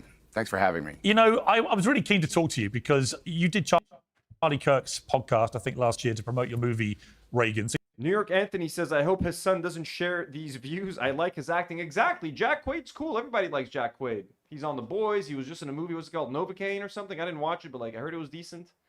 He's like an up-and-coming star. I'm pretty sure Jack Quaid does not agree with his dad. He knows what's up in Hollywood. He's a youngster. you knew him a bit. You interacted with him a bit. Where were you when you heard that he'd been killed? Django Fett says The Day After Tomorrow was the opposite of a great movie. Listen, I'm going to have to fight you on that one. The Day After Tomorrow was like a guilty pleasure of mine. That shit came out when I was like 13 or 14. I was the right age just to enjoy that shit. The effects, I remember the trailer, like the tidal wave coming in, the tsunami, and then it said like, where will you be the day after tomorrow? I own that movie on DVD. Well, not anymore. I don't have my DVDs anymore. But like I used to own that movie on DVD. I used to like The Day After Tomorrow. I'm going to fucking say it. I stand by that movie. And Jake Gyllenhaal was in it. You know what I'm saying? That shit was good. The science didn't make sense. I was in my car, and it had just happened. It was another one of those, where were you when Kennedy was shot or whatever. When Kennedy was shot, Haley D sends $2 and says, Jack Quaid's mom is Meg Ryan. Oh, that's right. That's right. So his good half is from Meg Ryan. The good stuff comes from but he does look a lot like his dad, though. And I just couldn't believe it that it happened again. It just brought up all of those feelings that I felt whenever we hear devastating news like that again, and it made me sad for our country. What is going on in America, do you think, that has led a 22-year-old young man to do this? It reminds me of, in a way, of the 60s, of what we went through. Back then, I think we were a nation that was a little naive, and until Kennedy got shot, there was such hope. And then Kennedy was shot. You had Martin Luther King shot. Robert Kennedy. Dennis Quaid. He was shot. Those were 2 months apart. We had Kent State. We had Woodstock, and then we had Altamont, which ended things. It was. Bad Pierogi just gifted 5 Do Not Worry memberships. Thank you so much, Bad Pierogi. A lot of people, this country was very divided, and people weren't were at each other's throats, but at least we were listening to each other. There was a real I use that because I think a lot of people on the left are people fight. This is a spiritual fight for the soul of America. One of the real debate going. We were listening to each other. There was a real debate going on in this country, and but now it's the hate speech, which has gotten way too high, and we have to start reaching out to one another, being tolerant with one another, and do some listening and search our own hearts. I think as individuals, I don't even want to call. Everybody wants to label, but I wouldn't even call these guys leftist or Democrats. I call them ghouls, and it's this is it's what I call them. Don't even search our own hearts. I think as individuals, I don't even want to call. Nola Magnolia just gifted 10 Do Not Worry memberships. Thank you so much, Nola Magnolia. You've been insanely generous today. Stop it. You guys should stop it. Jim D. Dukers, stop as well. Sends $2 and says, one last bit of Maki money. Time to head out. Good night, Jim.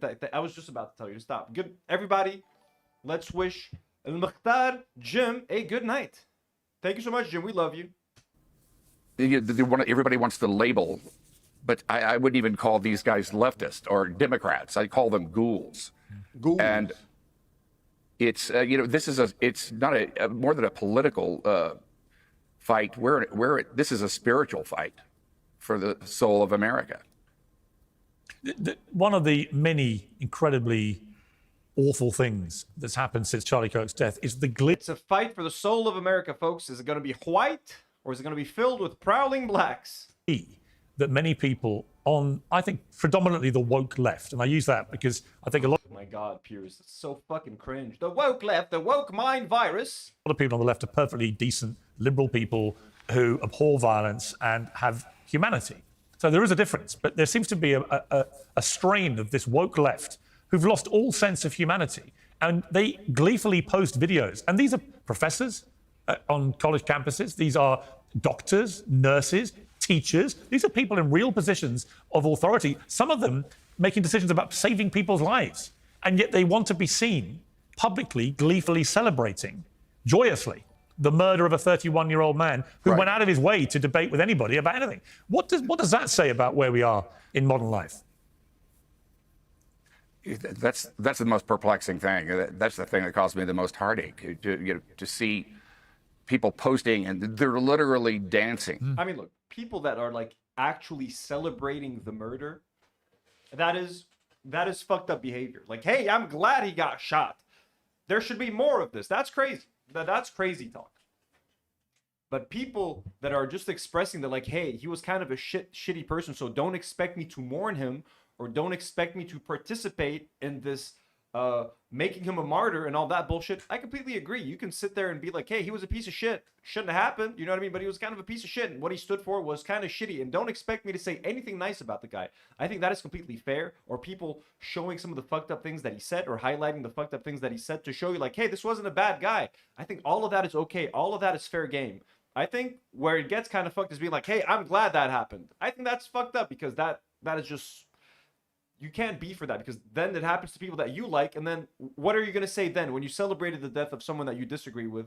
What would you say when they go for someone that you agree with? Okay, but I mean, just pointing out that the guy was a piece of shit racist, hey, totally fine. But again, hey, U.S. government, we love him.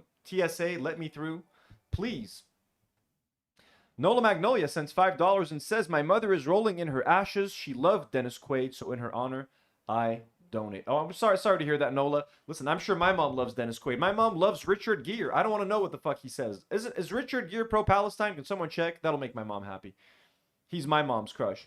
Jordan M sends $5 and says, if modern America was transported back to pre-World War II, we'd have joined on the side of the Axis. Oh, definitely. Y'all would have been Hitler's biggest ally right now. Dan, and thank you so much, Jordan, for the generous dono, and Nola as well. On Charlie's grave, basically. just so happy that someone's been killed who they didn't even understand. I think Dave Chappelle actually put it really well. Django Fett said, yes, Richard Gere has been protesting for quite a long time. Gere is pro-Pally. Fuck yeah, let's go. My mom, okay, let me try to find this old picture of Richard Gere that my mom still has. She had this picture next to her bed, okay?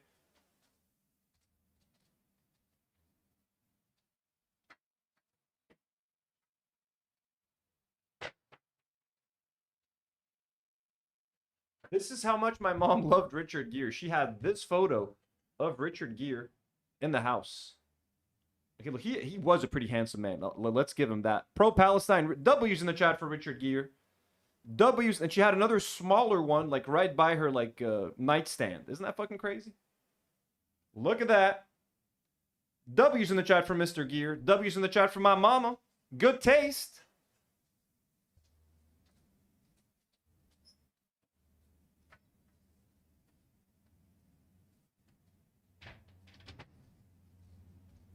All right. Kate says, dude, we had that picture in our house too. Are you kidding me? What is up with that though? Kate, are you serious? What is it with moms and that picture of Richard Gere? That must have been a famous portrait. Oh, I saw a clip on him when he was doing a show someplace. That greatness, these people. Is he the one who shoved a gerbil up his ass? Theodore, was it him or George Clooney? It was either Richard Gere or George Clooney that shoved the gerbil up their ass. It might have been Richard Gere, actually. They don't know what greatness looks like. And the thing about Charlie is that I think what made so many of these people angry is that Charlie would challenge. Kate is serious. Look, this Richard Gere conversation is more interesting than anything Dennis Quaid has to say right now. Holy shit, Kate. If you can find that picture, that'd be pretty fucking awesome. Ask your family if it's still around. Okay, what are these fuckers talking about? Greatness. These people, they don't know what greatness looks like. And the thing about Charlie is that I think what made so many of these people angry is that Charlie would challenge them. And what made people angry is that Charlie was a white supremacist piece of shit, you fucking idiot. Listen, I don't like the stereotype when people tell actors or artists like, hey, just shut up and act or shut up and sing. Anyone can have a political opinion. Anyone has the right to express their political opinion. And in fact, I actually think, if you have a big platform, it's your duty to express your political opinions. If I agree with them, I'm kidding. Anyone should be able to express them, try to make a change. You know what I mean? But in this case, Dennis Quaid, just shut up and act, okay? Just shut up and be a woke Hollywood actor. Shut up. It was about challenging themselves. In the debates that I've seen, they really can't support the argument. And that's really what made them angry most of all. He does have an evil smile, though. Look at that. Look at that fucking smile. And support the argument. You know what I mean? Like, anyone who looks like that, you gotta know that Dennis Quaid is fucking evil. He's always looked kind of evil. But there was something, you could take that smile as like slightly mischievous, but like he'll still do what's right at the end. Now, I see him for the freak he really is. Look at that fucking crazy ass face. Motherfucker should have played the Joker. Bad Pierogi has just become a member. Welcome to the Do Not Warriors, Bad Pierogi. Thank you so much. After gifting everyone memberships, Bad Pierogi has become a member. Thank you so much. That's really what made them angry most of all, I think. Charlie would run it through them, really have them challenge themselves in a sense. And they were left speechless. And what I liked about it was he would do it with respect. He'd be polite to them. He'd be civil to them. He would say... Maria asks, how can we be sure that Richard Gere isn't your real dad? You know what? I kind of want to frame that picture of Richard Gere and add it to like the set somewhere.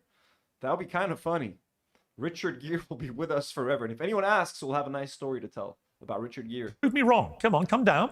I'm a broad, open... Prove me wrong. I'm a broad, open church, literally, right? You know my views. I'm a Christian conservative, right-wing guy. Okay, these are my views about all these issues. Come down and engage with me and prove me wrong. And if you can, great. But we've got to the stage now where the incoming president of the Oxford Union Debating Society in Oxford in the UK, probably the most famous, certainly the oldest debating society in the world, a place where you would imagine... Which Charlie went to, right? Which Charlie went to, and he debated with this guy in May. He stood opposite... Haley asks, Anthony, why do you have it? Because I'm shooting this podcast in my old house where my family used to live. So I have certain access to like things.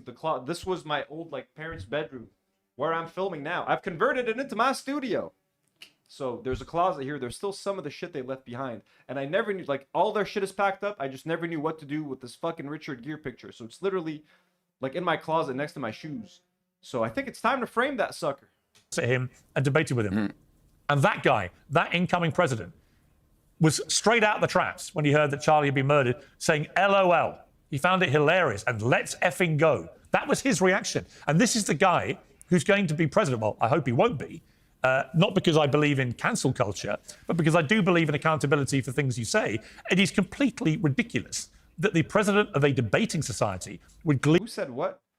Kuji Makes Videos has just become a member. Welcome, Kuji Makes Videos. Welcome to the channel. Thank you so much for supporting us. Not because I believe in cancel culture. LOL. Was straight out the traps when he heard that Charlie had been murdered. And he debated with this guy in May. He stood opposite him. Probably the most famous, certainly the oldest debating society in the world. A place where you would imagine... Which Charlie went to, right? Which Charlie went to, and he debated with this guy in May. He stood opposite him and debated with him. And that guy, that incoming president, was straight out the traps when he heard that Charlie had been murdered, saying, LOL. He found it hilarious and let's effing... Who's he talking about? Who said that? Go. That was his reaction. And this is the guy who's going to be president. Well, I hope he won't be. Not because I believe in cancel culture, but because I do believe in accountability for things you say. It is completely ridiculous that the president of a debating society would gleefully celebrate the murder of somebody for his speech and somebody he himself debated just a few months ago. So for that reason, obviously he can't do his job. But again, what is he thinking? How do we get here where people just say LOL to a 31-year-old man having his neck blown apart by bullets? Yeah, how... I mean, they're such old men. They're like such boomers. It's like, can you believe what people said on social media, on Twitter? They're so disrespectful. Like, bro, fucking stop clutching your pearls. It's a bunch of fucking people on Twitter. Like, stop making such a big deal. You got literally two fucking boomers complaining about, like, what some random fucking person on Twitter with 12 followers is fucking saying about Charlie Kirk. Like, really? I mean, hey, God bless Piers Morgan for the Jerry Springer of news show that he has brought us, and this fucking awesome shit we can react to all the time. But like, still, man, at the end of the day, he's still a boomer. Eloquent, LOL. You know, he couldn't beat him in a debate. That's incredible. I have been heartened for people like Van Jones, who I think the day before had an argument, a debate, a very heated one with Charlie, and he. So they're talking about Van Jones, okay? He says we were just kind of hating on each other, so he thought, and but he didn't see it. Charlie was assassinated, and then the very next day he found out that Charlie had texted him and wanted him to come on his show and to remind him that we can argue, and we may not agree, but we can argue agreeably. And you know, be grown-ups. We could and really put these issues out there. That's how we advance ourselves. You know, I can be a white supremacist politely. We can disagree about white supremacy politely and still sit down afterwards and have a beer. Because isn't that what America is about? Isn't that what the marketplace of ideas is all about? Just exchanging ideas. Hey, I fucking hate Mexicans. You know what I mean? I think black people are prowling blacks. But hey, let's have a beer afterwards. Agree to disagree. You want to go to the park? We may not have the same opinion, but you have your opinion and I have my opinion.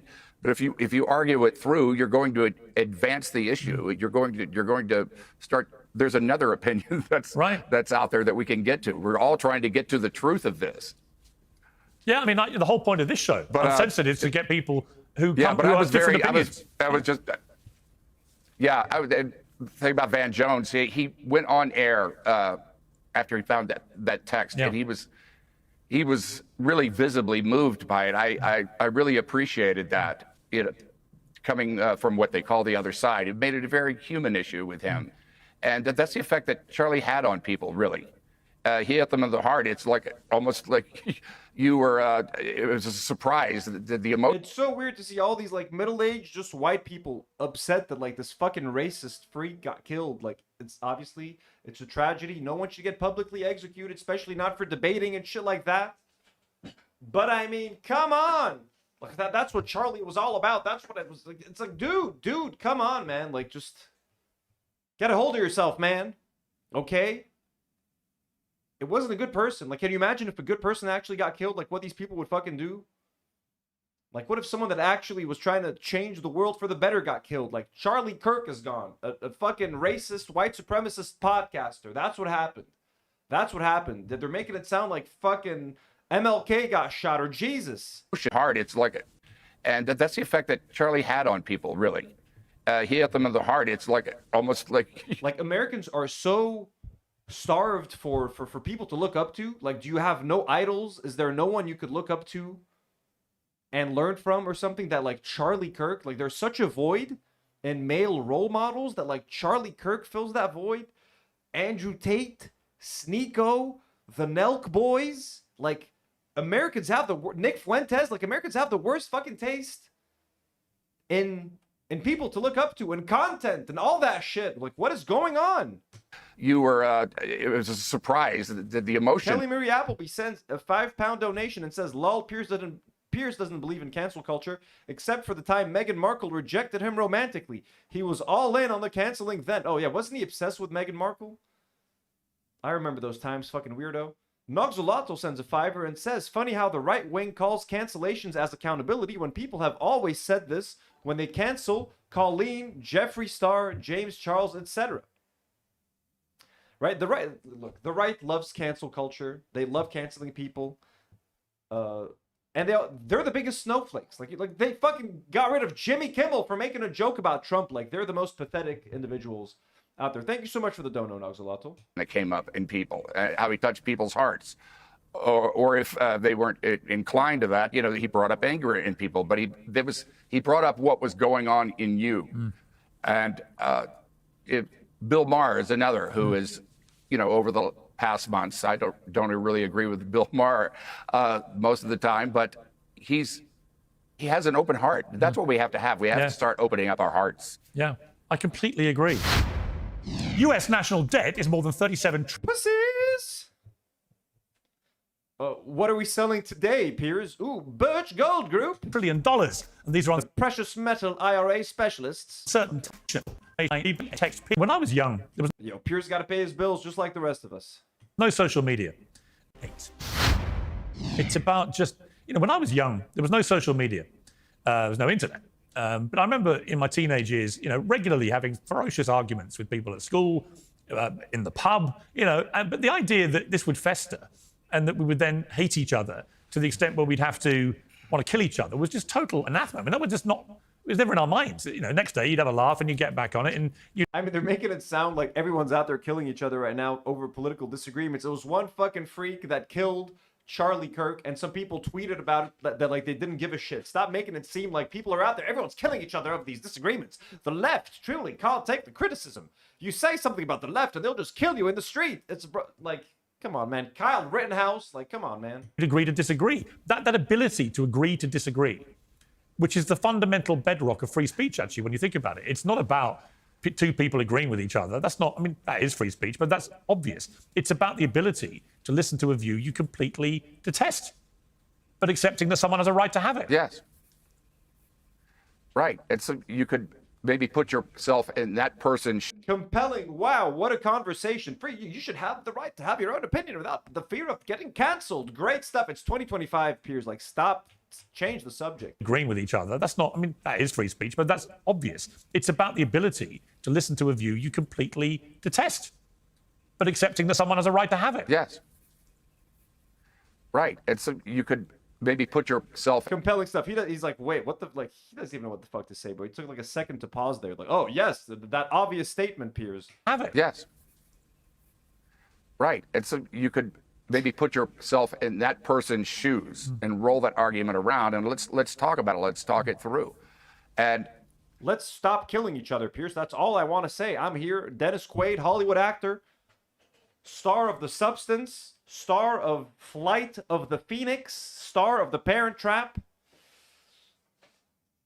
We should just hear each other out.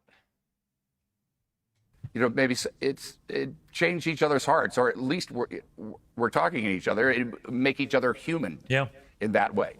Yeah, see, it's very I think dehumanizing to I agree. silence I people. think the shooter, the Charlie Kirk shooter, just got dehumanized to the extent where he probably didn't even view Charlie Kirk as an actual human being. He played a lot of video games, apparently. I've been worried about the video game culture for a long time because I think it blurs the line between reality. Oh, come on now. You're coming after my video games? You know how much I've benefited from Water Park Simulator, from Trucking Simulator, from Dark Souls. By the way, I just played Dark Souls today, folks, for 2 hours. Got 3 bosses down. Subscribe to Do Not Worry Gaming. The link is pinned on top of the live chat. By the way, if you're watching the live stream, like the live stream. The likes are at 135. I want to see that shit go up to 145. Let's go. I know some of you are in here without liking the stream. Help a brother out, okay? And subscribe to my gaming channel. Link is on top of the live chat. Do Not Worry Gaming, baby. Dark Souls, American Trucking Simulator, Water Park Simulator, lots of games before the government comes for them. You know the government's going to come for Steam. They're coming for Twitch, Steam, Discord, all the things we love. My livelihood. And fantasy. And that it can dehumanize people. If you spend all day long killing things on a screen, it may not feel the same to kill a human being as it would to someone like me who doesn't do that. To me, I see a human being, it would be, maybe the line gets blurred. You add in a highly medicated society, which America has become. Then you add in the guns element. He was able to take his grandfather's gun and so on. It's a cocktail of... Oh, so now Piers is against guns? What? Isn't Piers pro Second Amendment rights? What does Piers think about guns, actually? I remember when Sandy Hook happened, Piers still had a show on CNN, if I'm not mistaken. I was in the States when Sandy Hook happened. Was I? No, I was here. But I remember Piers talking about gun control. I think Piers is pro-gun control.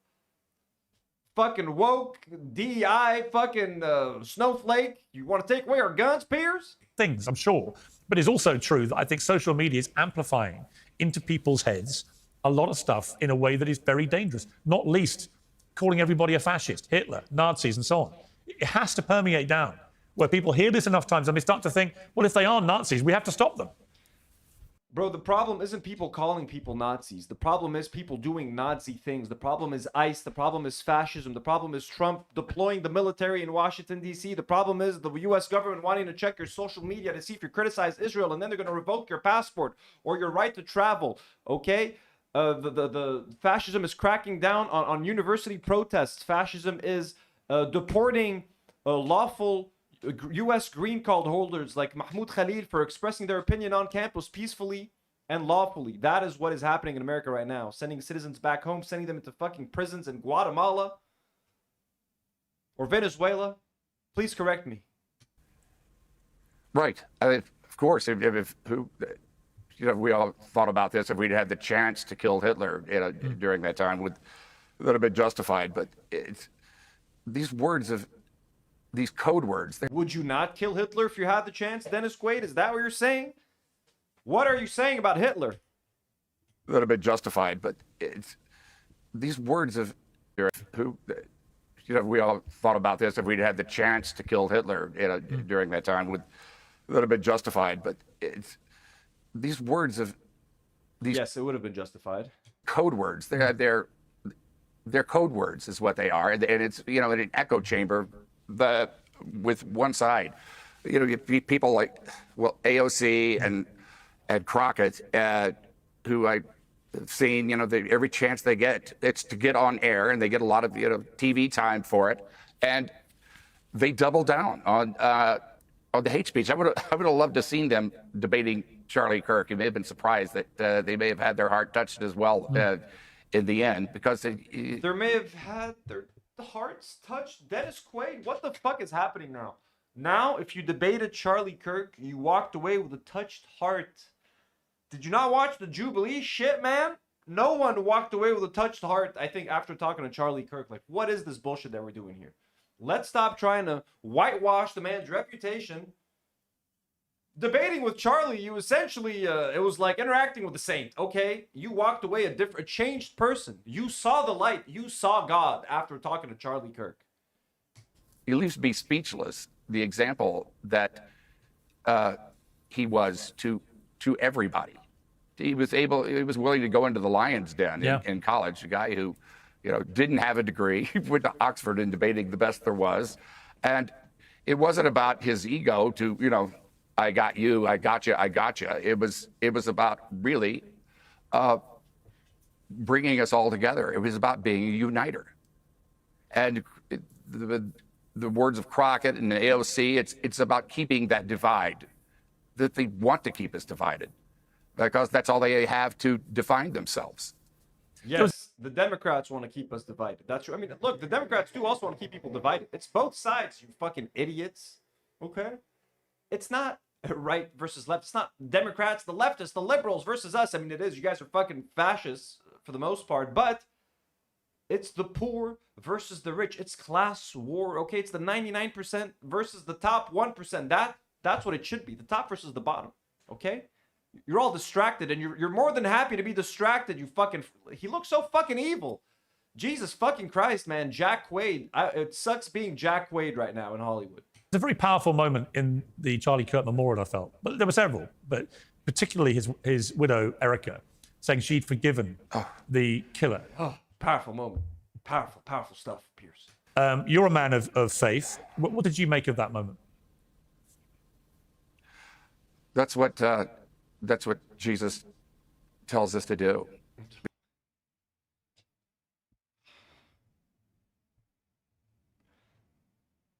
Dennis Quaid, really? Nola? I'm sorry, Nola. I'm sorry that your mom was in love with Dennis Quaid, and he has done all of that. I apologize, okay? What an embarrassing man. Because you can't hold that inside you. You're the one that is all these grown fucking pussies crying over Charlie Kirk is insane to me. It is insane to me, really, on America. You got to work out your idol situation. You got to work out your role models. You got no male role models at all, man. There is such a deficiency. That's what Jesus tells us to do, because you can't hold that inside you. You're the one that it still festers in you. It's a way of letting it go. It's a way of giving it all to God by forgiving somebody, so you don't have to carry that. Jordan M coming in hot with a $20 dono, saying literally just donating for what you said about fascism, fucking based. I mean, Jordan, thank you so much, but like, it's true, you know what I mean? I'm just saying, well, the obvious. That's what's going on right now. W's in the chat for Jordan, such a generous dono. Beloved member, beloved patron, beloved member of this community. Thank you so much, Jordan. On your heart. And let God handle it. That's what forgiveness is about, so that you don't have to carry it yourself. Preach. And how do you, it's tougher, I would imagine it was tougher on the killer to hear those words than it was for her to say it.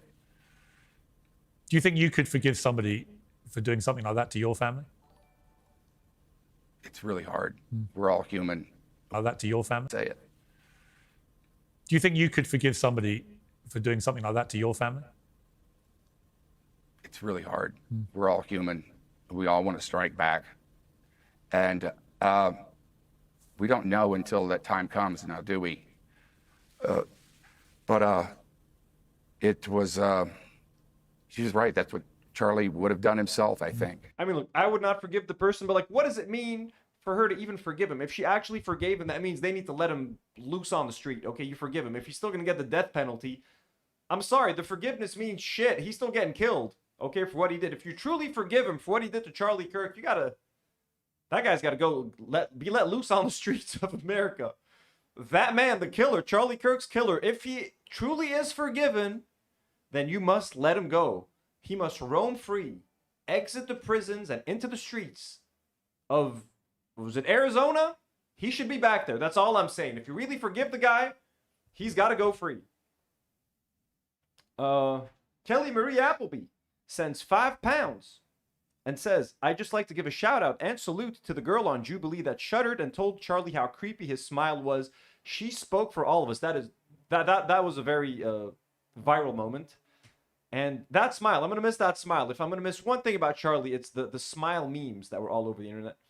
Madness Arcade sends another, Madness, we said we were going to stop. He sends another $5 and says, is DNW on TikTok? I feel like your clips, especially the ones on Ethan, would go viral.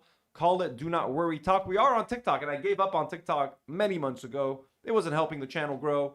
And our algorithm is like stuck in Lebanon. Lebanese people don't care about Ethan. I don't know if like Lebanese TikToks will go viral in the States. I don't really care. Should we get back on TikTok? Let me know. I got no one's willing to edit out the TikToks. You know what I'm saying? So what do you guys think? Should you think he should be let go? Do you think he should be let loose? The killer? If we're forgiving him, he should be set free. She's an amazing person. She really is. And what she said about, Charlie was his movement was. Presley Peggy, hello, says, oh my God, I made it. If this is your first live, welcome. Welcome, Presley Peggy. Growing, getting bigger all the time. But I think Mm-hmm. his killing has created a million Charlie Kirks. It really has. And Oh my God. Like one Charlie Kirk was insufferable. Now we got a million walking around. Yeah, 80. We need to come together as a country. We don't have to agree on everything, but we do have to start talking to one another. We pass each other on the street all the time. And, we start out there on the street. If someone passes me on the street with that smile, I'm walking across the fucking All the street. time. If I see a man with this smile crossing me on the street, Dennis Quaid, I'm fucking crossing the road. I don't care if there's 7 garbage bags and it smells like shit. I'm gonna fucking go to that side of the road so that I do not walk past you and that fucking face. You fucking white supremacists. Like, if you support Charlie Kirk, look, it's just a difference of opinions. But if you walk past me down the streets, we're gonna be friends. What is going on? And, we need to start leading from the heart and just think a little bit before we act. Okay, so what is it about what Charlie said that you love so much, Dennis Quaid? What is it that Charlie said that you agreed with so much? Please share the top 5 things. What are the 5 things you think Charlie said? He's going to cop out. He's like, well, marriage, the importance of marriage, the importance of Christianity, those are 2 things. Oh, look at the time, I gotta go. The Jimmy Kimmel saga is still ongoing. We're not quite sure how it's all going to end. But you've been on Jimmy Kimmel's show. What did you think of the way that all played out? Well, Man with long last name poses a good question. What if the person you're walking by is a prowling black? Look, if it's a prowling black, then you gotta cross the road as well. You know what I mean? Prowling blacks are dangerous. Oh, Charlie Kirk, man. Prowling blacks. What a fucking freak. This is what Dennis Quaid condones. Calling black people prowling blacks. I've done Jimmy Kimmel over the years when I'm promoting a movie or what. Presley, we did watch her take. We did. You missed that. But you can just scroll back. Whatever, and he was always, very kind guy. And in person, I did a hoax a few years back that he was kind of part of and helped propel. But how he takes up the hate speech, but where are we that you could come out and say something? It was, we knew 3 days before that. For one thing, this guy was raised in a conservative family, but his mother and his father and friends had said that he had all these leftist ideas, and the whole trans thing came in there, which really seemed, wow, you can't write this kind of stuff. The trans thing. Wait, what did you say about trans people? It said that he had all these leftist ideas, and the whole trans thing. Oh my God, Theodore Randy Quaid! I forgot about Randy Quaid. That's right, Randy Quaid, the guy from Independence Day, and he was in the movie with Chevy Chase, like one of the vacation movies or something. That's right. Randy Quaid is like completely fucking nuts, isn't he? That's right. Oh my God, Jack Quaid's got that in his genes. Yo, oh my God. That's so right. Came in there. He had all these leftist ideas, and the whole trans thing came in there, which really seemed, wow. What trans thing? What happened with the trans thing? That like his roommate was trans? Was that even? I don't even know if that shit is true. Like he had a trans roommate apparently, and like he was in love with his trans roommate. Chat, tell me if that's true. You can't write this kind of stuff that's been happening in our society, and this was already known. And for Jimmy goes on and he lies basically, or tries to put it off that this guy is right wing, and then the whole kind of hoax thing with So he's bringing up Jimmy Kimmel. Guess who's not going to be invited on the Jimmy Kimmel show next year, folks? He looks like a different man here, right? Does not look like Dennis Quaid. He looks like I don't know who the fuck he looks like. Referring to Trump, about the, I guess about the ballroom or whatever they're doing. And that's supposed to be funny. I mean, you have the right to free speech, and he certainly had the right to do that. I would definitely give him that. But you don't, there are consequences that come with it. And you have to accept those if you're going to speak freely like that. And he thinks that Jimmy Kimmel deserved what he got, and he thinks there are consequences to saying stuff like what Jimmy didn't say shit, man. Oh my God, Dennis Quaid, never getting a job in Hollywood again. That's what I'll say. That's, I think originally it was, but the local affiliates are the ones that complained, I guess, because of people calling in to complain, and then also losing ratings. And I think it was a business issue, the reason that he was. No one complained, bro. No one gave a shit. It was just Trump that was upset. Like, he's fucking selling the whole ratings and business issue. It was a business decision on ABC. The Jimmy Kimmel show wasn't doing well with the ratings. It was costing too much. Hey, they had to cancel the show anyways. They had to pull the plug. What an idiot. Oh my God. Like, Dennis Quaid is fully gone, huh? Was fired in the end. But you have to accept the consequences. Today's show is brought to you by Oxford Natural, makers of the Optimum Day and Optimum Night, all natural supplements. Thousands of Brits and Americans. Selling supplements. Bro, aren't you a millionaire? Like, why does your ad look like this? Why does his ad look like it was filmed in a garage? Are already taking them with incredible results. Optimum Day is designed to boost your energy and support. This is more entertaining than the whole conversation with Dennis Quaid. Let's watch Piers Morgan debase himself and sell supplements. Weight loss throughout the day. Optimum Night helps you relax and get deep, refreshing sleep. And don't just take their word for it. Here are just a few of their... Take mine for it. I take Optimum all day and night. Success stories. England football legend Michael Owen lost 40 pounds. Robbie, the face of AFTV, dropped over 100 pounds. Linda, a top law firm executive, lost 50 pounds. And Anita, an immigration lawyer, shed 60 pounds. To watch their full stories and find out more, scan the QR code on your screen or visit oxfordnatural.com/Piers. And here's the best part. Use the code Piers, P-I-E-R-S, and get 70% off your first order. 70% off your first order? 70%? It's like practically free. Hey, we'll ship this shit. We'll pay you to try the supplements, okay? We'll pay you to try the supplements. Julie sends a $5 dono. Thank you so much, Julie, and says your likes to viewers ratio is actually insane. Love being part of such an uplifting and good vibes community. It's all fun here, Julie. We're having a good time here. No toxic vibes, no shitty vibes. Even if we're talking about toxic people and toxic situations, we make sure to keep it light, to keep it cool, to have fun. Thank you so much, Julie. We love you. Yeah, this is a chill stream. This is a last-minute chill stream. We're watching. Look, her take streams never get a lot of views, okay? But to me, it's worth it. Her take and some Piers Morgan from time to time, it's refreshing, okay? Get 70% off with the promo code. I had some H3 topics that I canceled yesterday that I canceled today. Little detox. We need a little detox, okay? I wanted to talk about Zach denying doing the beeper sound effects and some shit. That was highly offensive. We'll talk about that maybe another time, maybe next week. Piers. And Jimmy Kimmel, of course, I've done his show, I got on perfectly well with him. But he was the first out of the traps, always, when anyone on the conservative side lost their job. I remember him gleefully celebrating Tucker Carlson being fired by Fox. Same with Roseanne Barr from his own network, ABC. And he would lead the charge of words have consequences. This is what happens. So he set the bar himself, to me, for this kind of thing. And if you are struggling with ratings and you are costing your network money and then you do something stupid, then you're giving them a chance to get rid of you.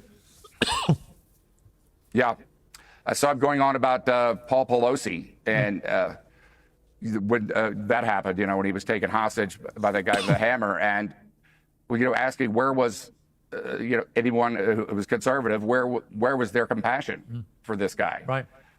Yeah, that is a good point. That's true. What point are you going to make now? Because no one gave a shit about Paul Pelosi. And, it's look to your own heart. That's what I would say. And I would, we all have to start speaking up around here if we're going to be role models or whatever. We have to start speaking. Motherfucker, you're nobody's role model, okay? You looked up to Charlie Kirk. You're an old man. You're looking up to Charlie Kirk. He should be looking up to you, you dumb piece of shit. Up, and we have to start telling the truth. I really kind of don't know what the Democrats are doing except for doubling down on the same stuff, which is don't really have an issue. It's all about Trump and Trump and Trump. Yeah. And I'm an independent. I would vote for a Democrat one of these days if they actually have to have a stand on a direction for this country, an alternative that's not just hate Trump. Yeah, I completely agree. It's pretty much all they have, and that's why they're polling so badly. I've got to end just asking you about your new movie, Sovereign. It feels appropriate, this, because it's based on a true story of maybe build a... He's asking him about Trump? Fuck his new movie.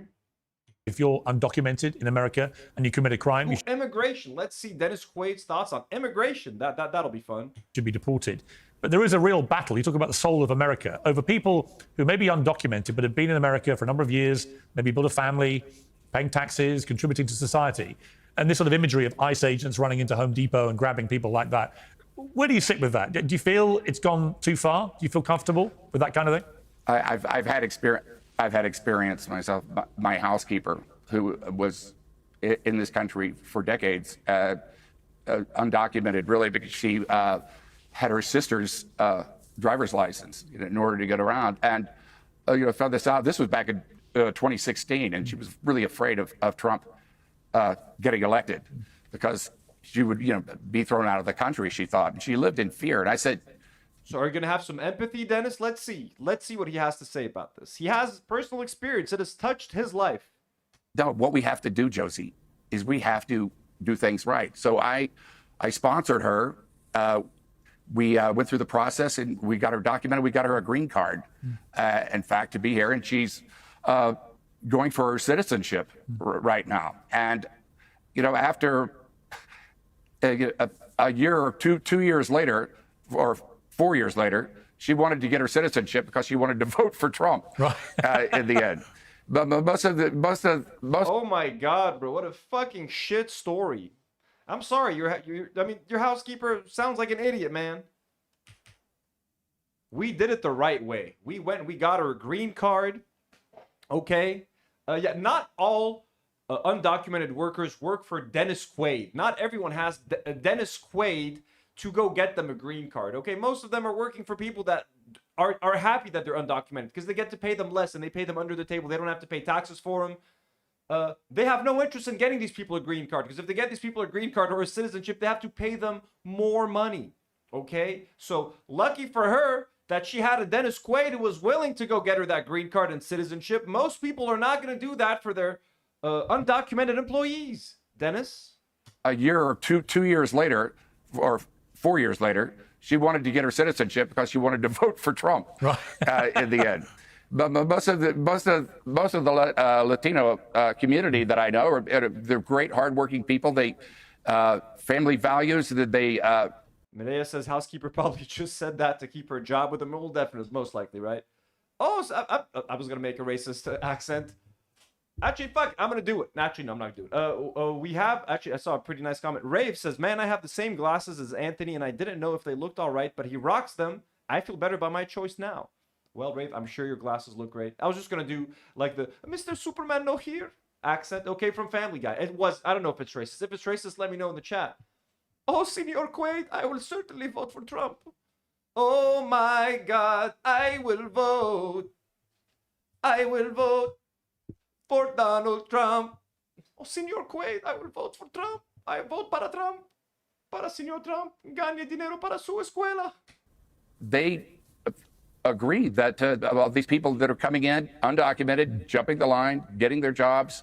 They live in fear of the cartel, which has fingers even into their own communities.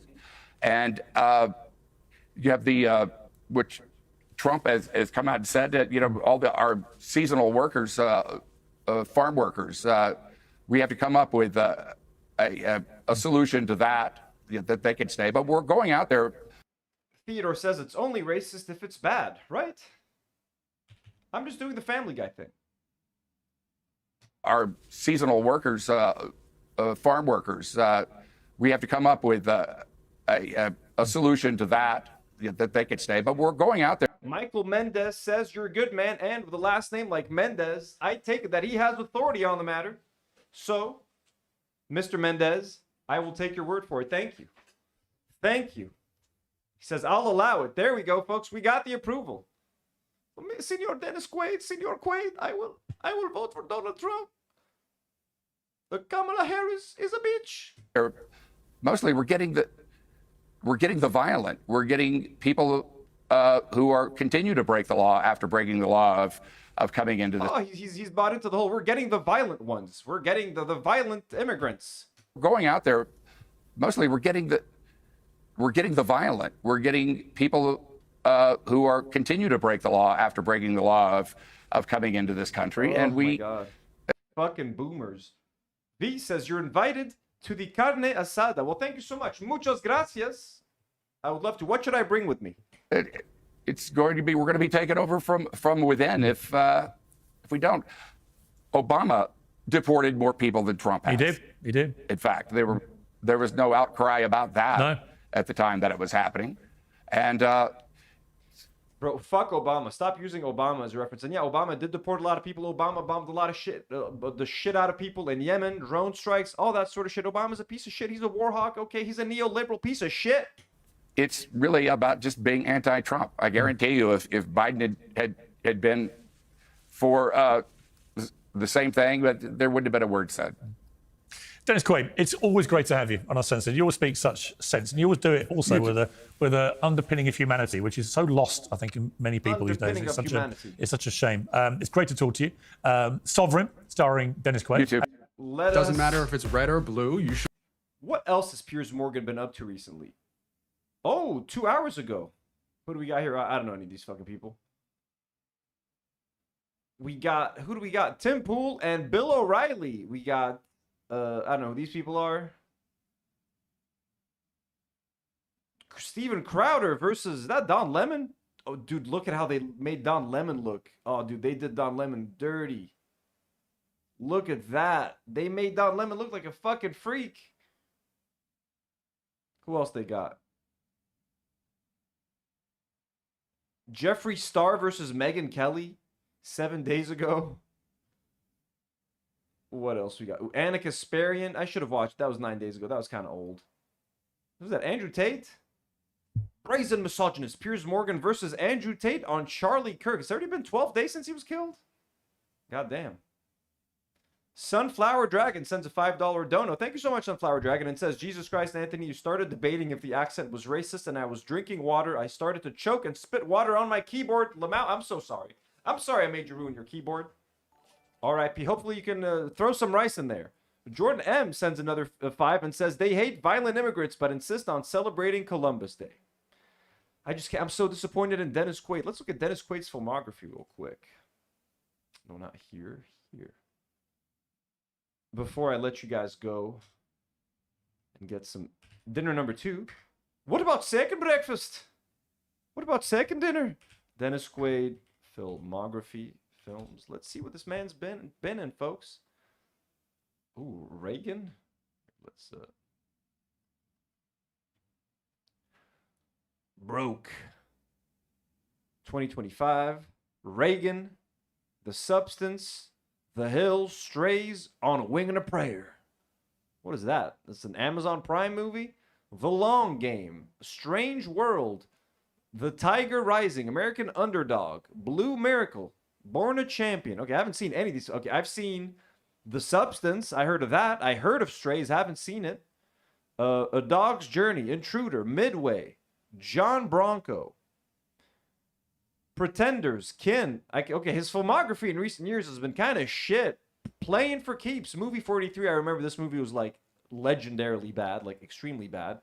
Legion, The Relationship, the Special Relationship, Soul Surfer, At Any Price. Bro, he's been in a bunch of garbage. G.I. Joe, Pandora Express. At least I heard of G.I. Joe and what is this? Pandrum? Footloose remake. The Rookie, In Good Company, Flight of the Phoenix, that's the one I saw, 2004. I was fucking like 13 or 14, man. Plane crashes in the desert, they have to fix it. Horrendous movie. I fucking paid a full like $4 to watch that in the theater. But the classic Parent Trap, folks. The Parent Trap, an absolute legendary film. His finest work. His finest work.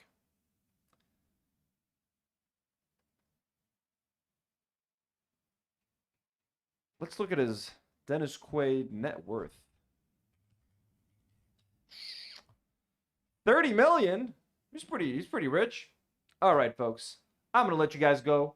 It's about 1 a.m. almost, so I'm going to try to get a bite to eat.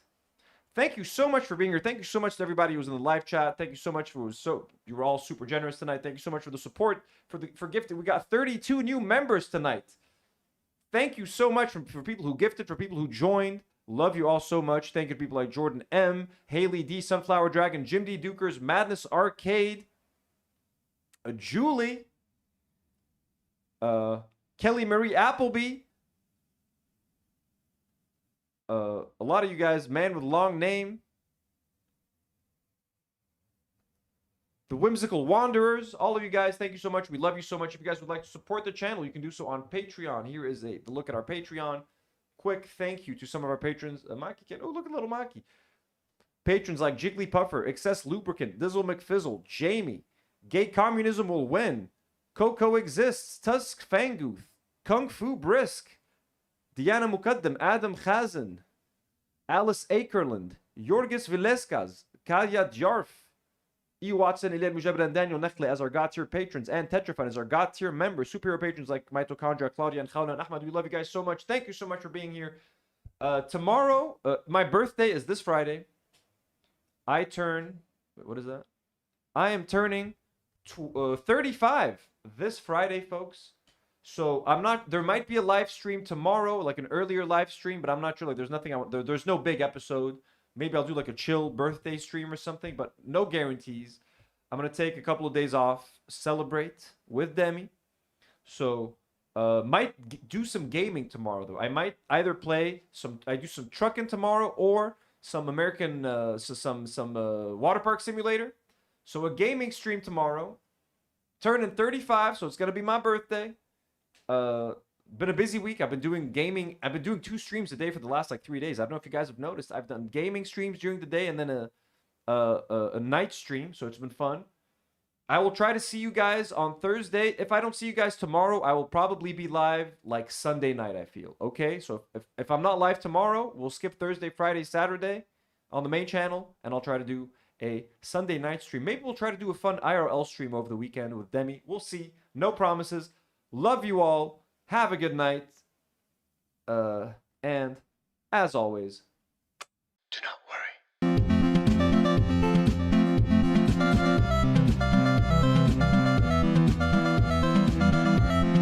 Okay, people are asking for the song. Let's do it. Sorry, I let you guys. I tricked y'all.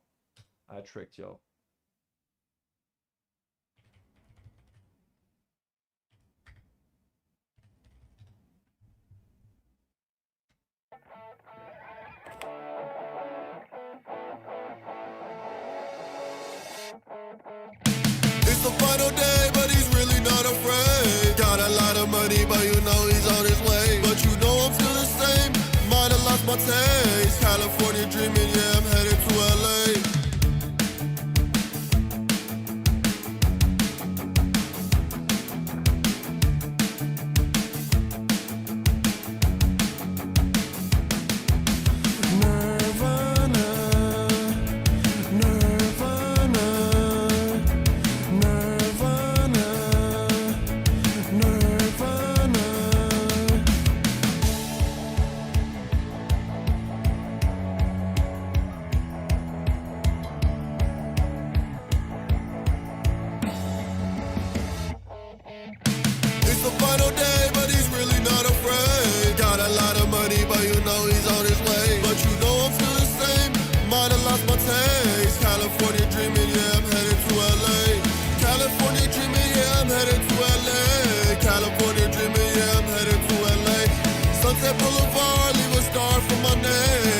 Find your soul, you can find it in LA. Again, again, again, again, again, again, again, again, again, again, again, again, again, again, again, again. If you wanna see me, meet me on the boulevard. Oh shit, fuck, I need a new guitar. Living in Cali, you know we going hard. Everything we do for the shooting stars.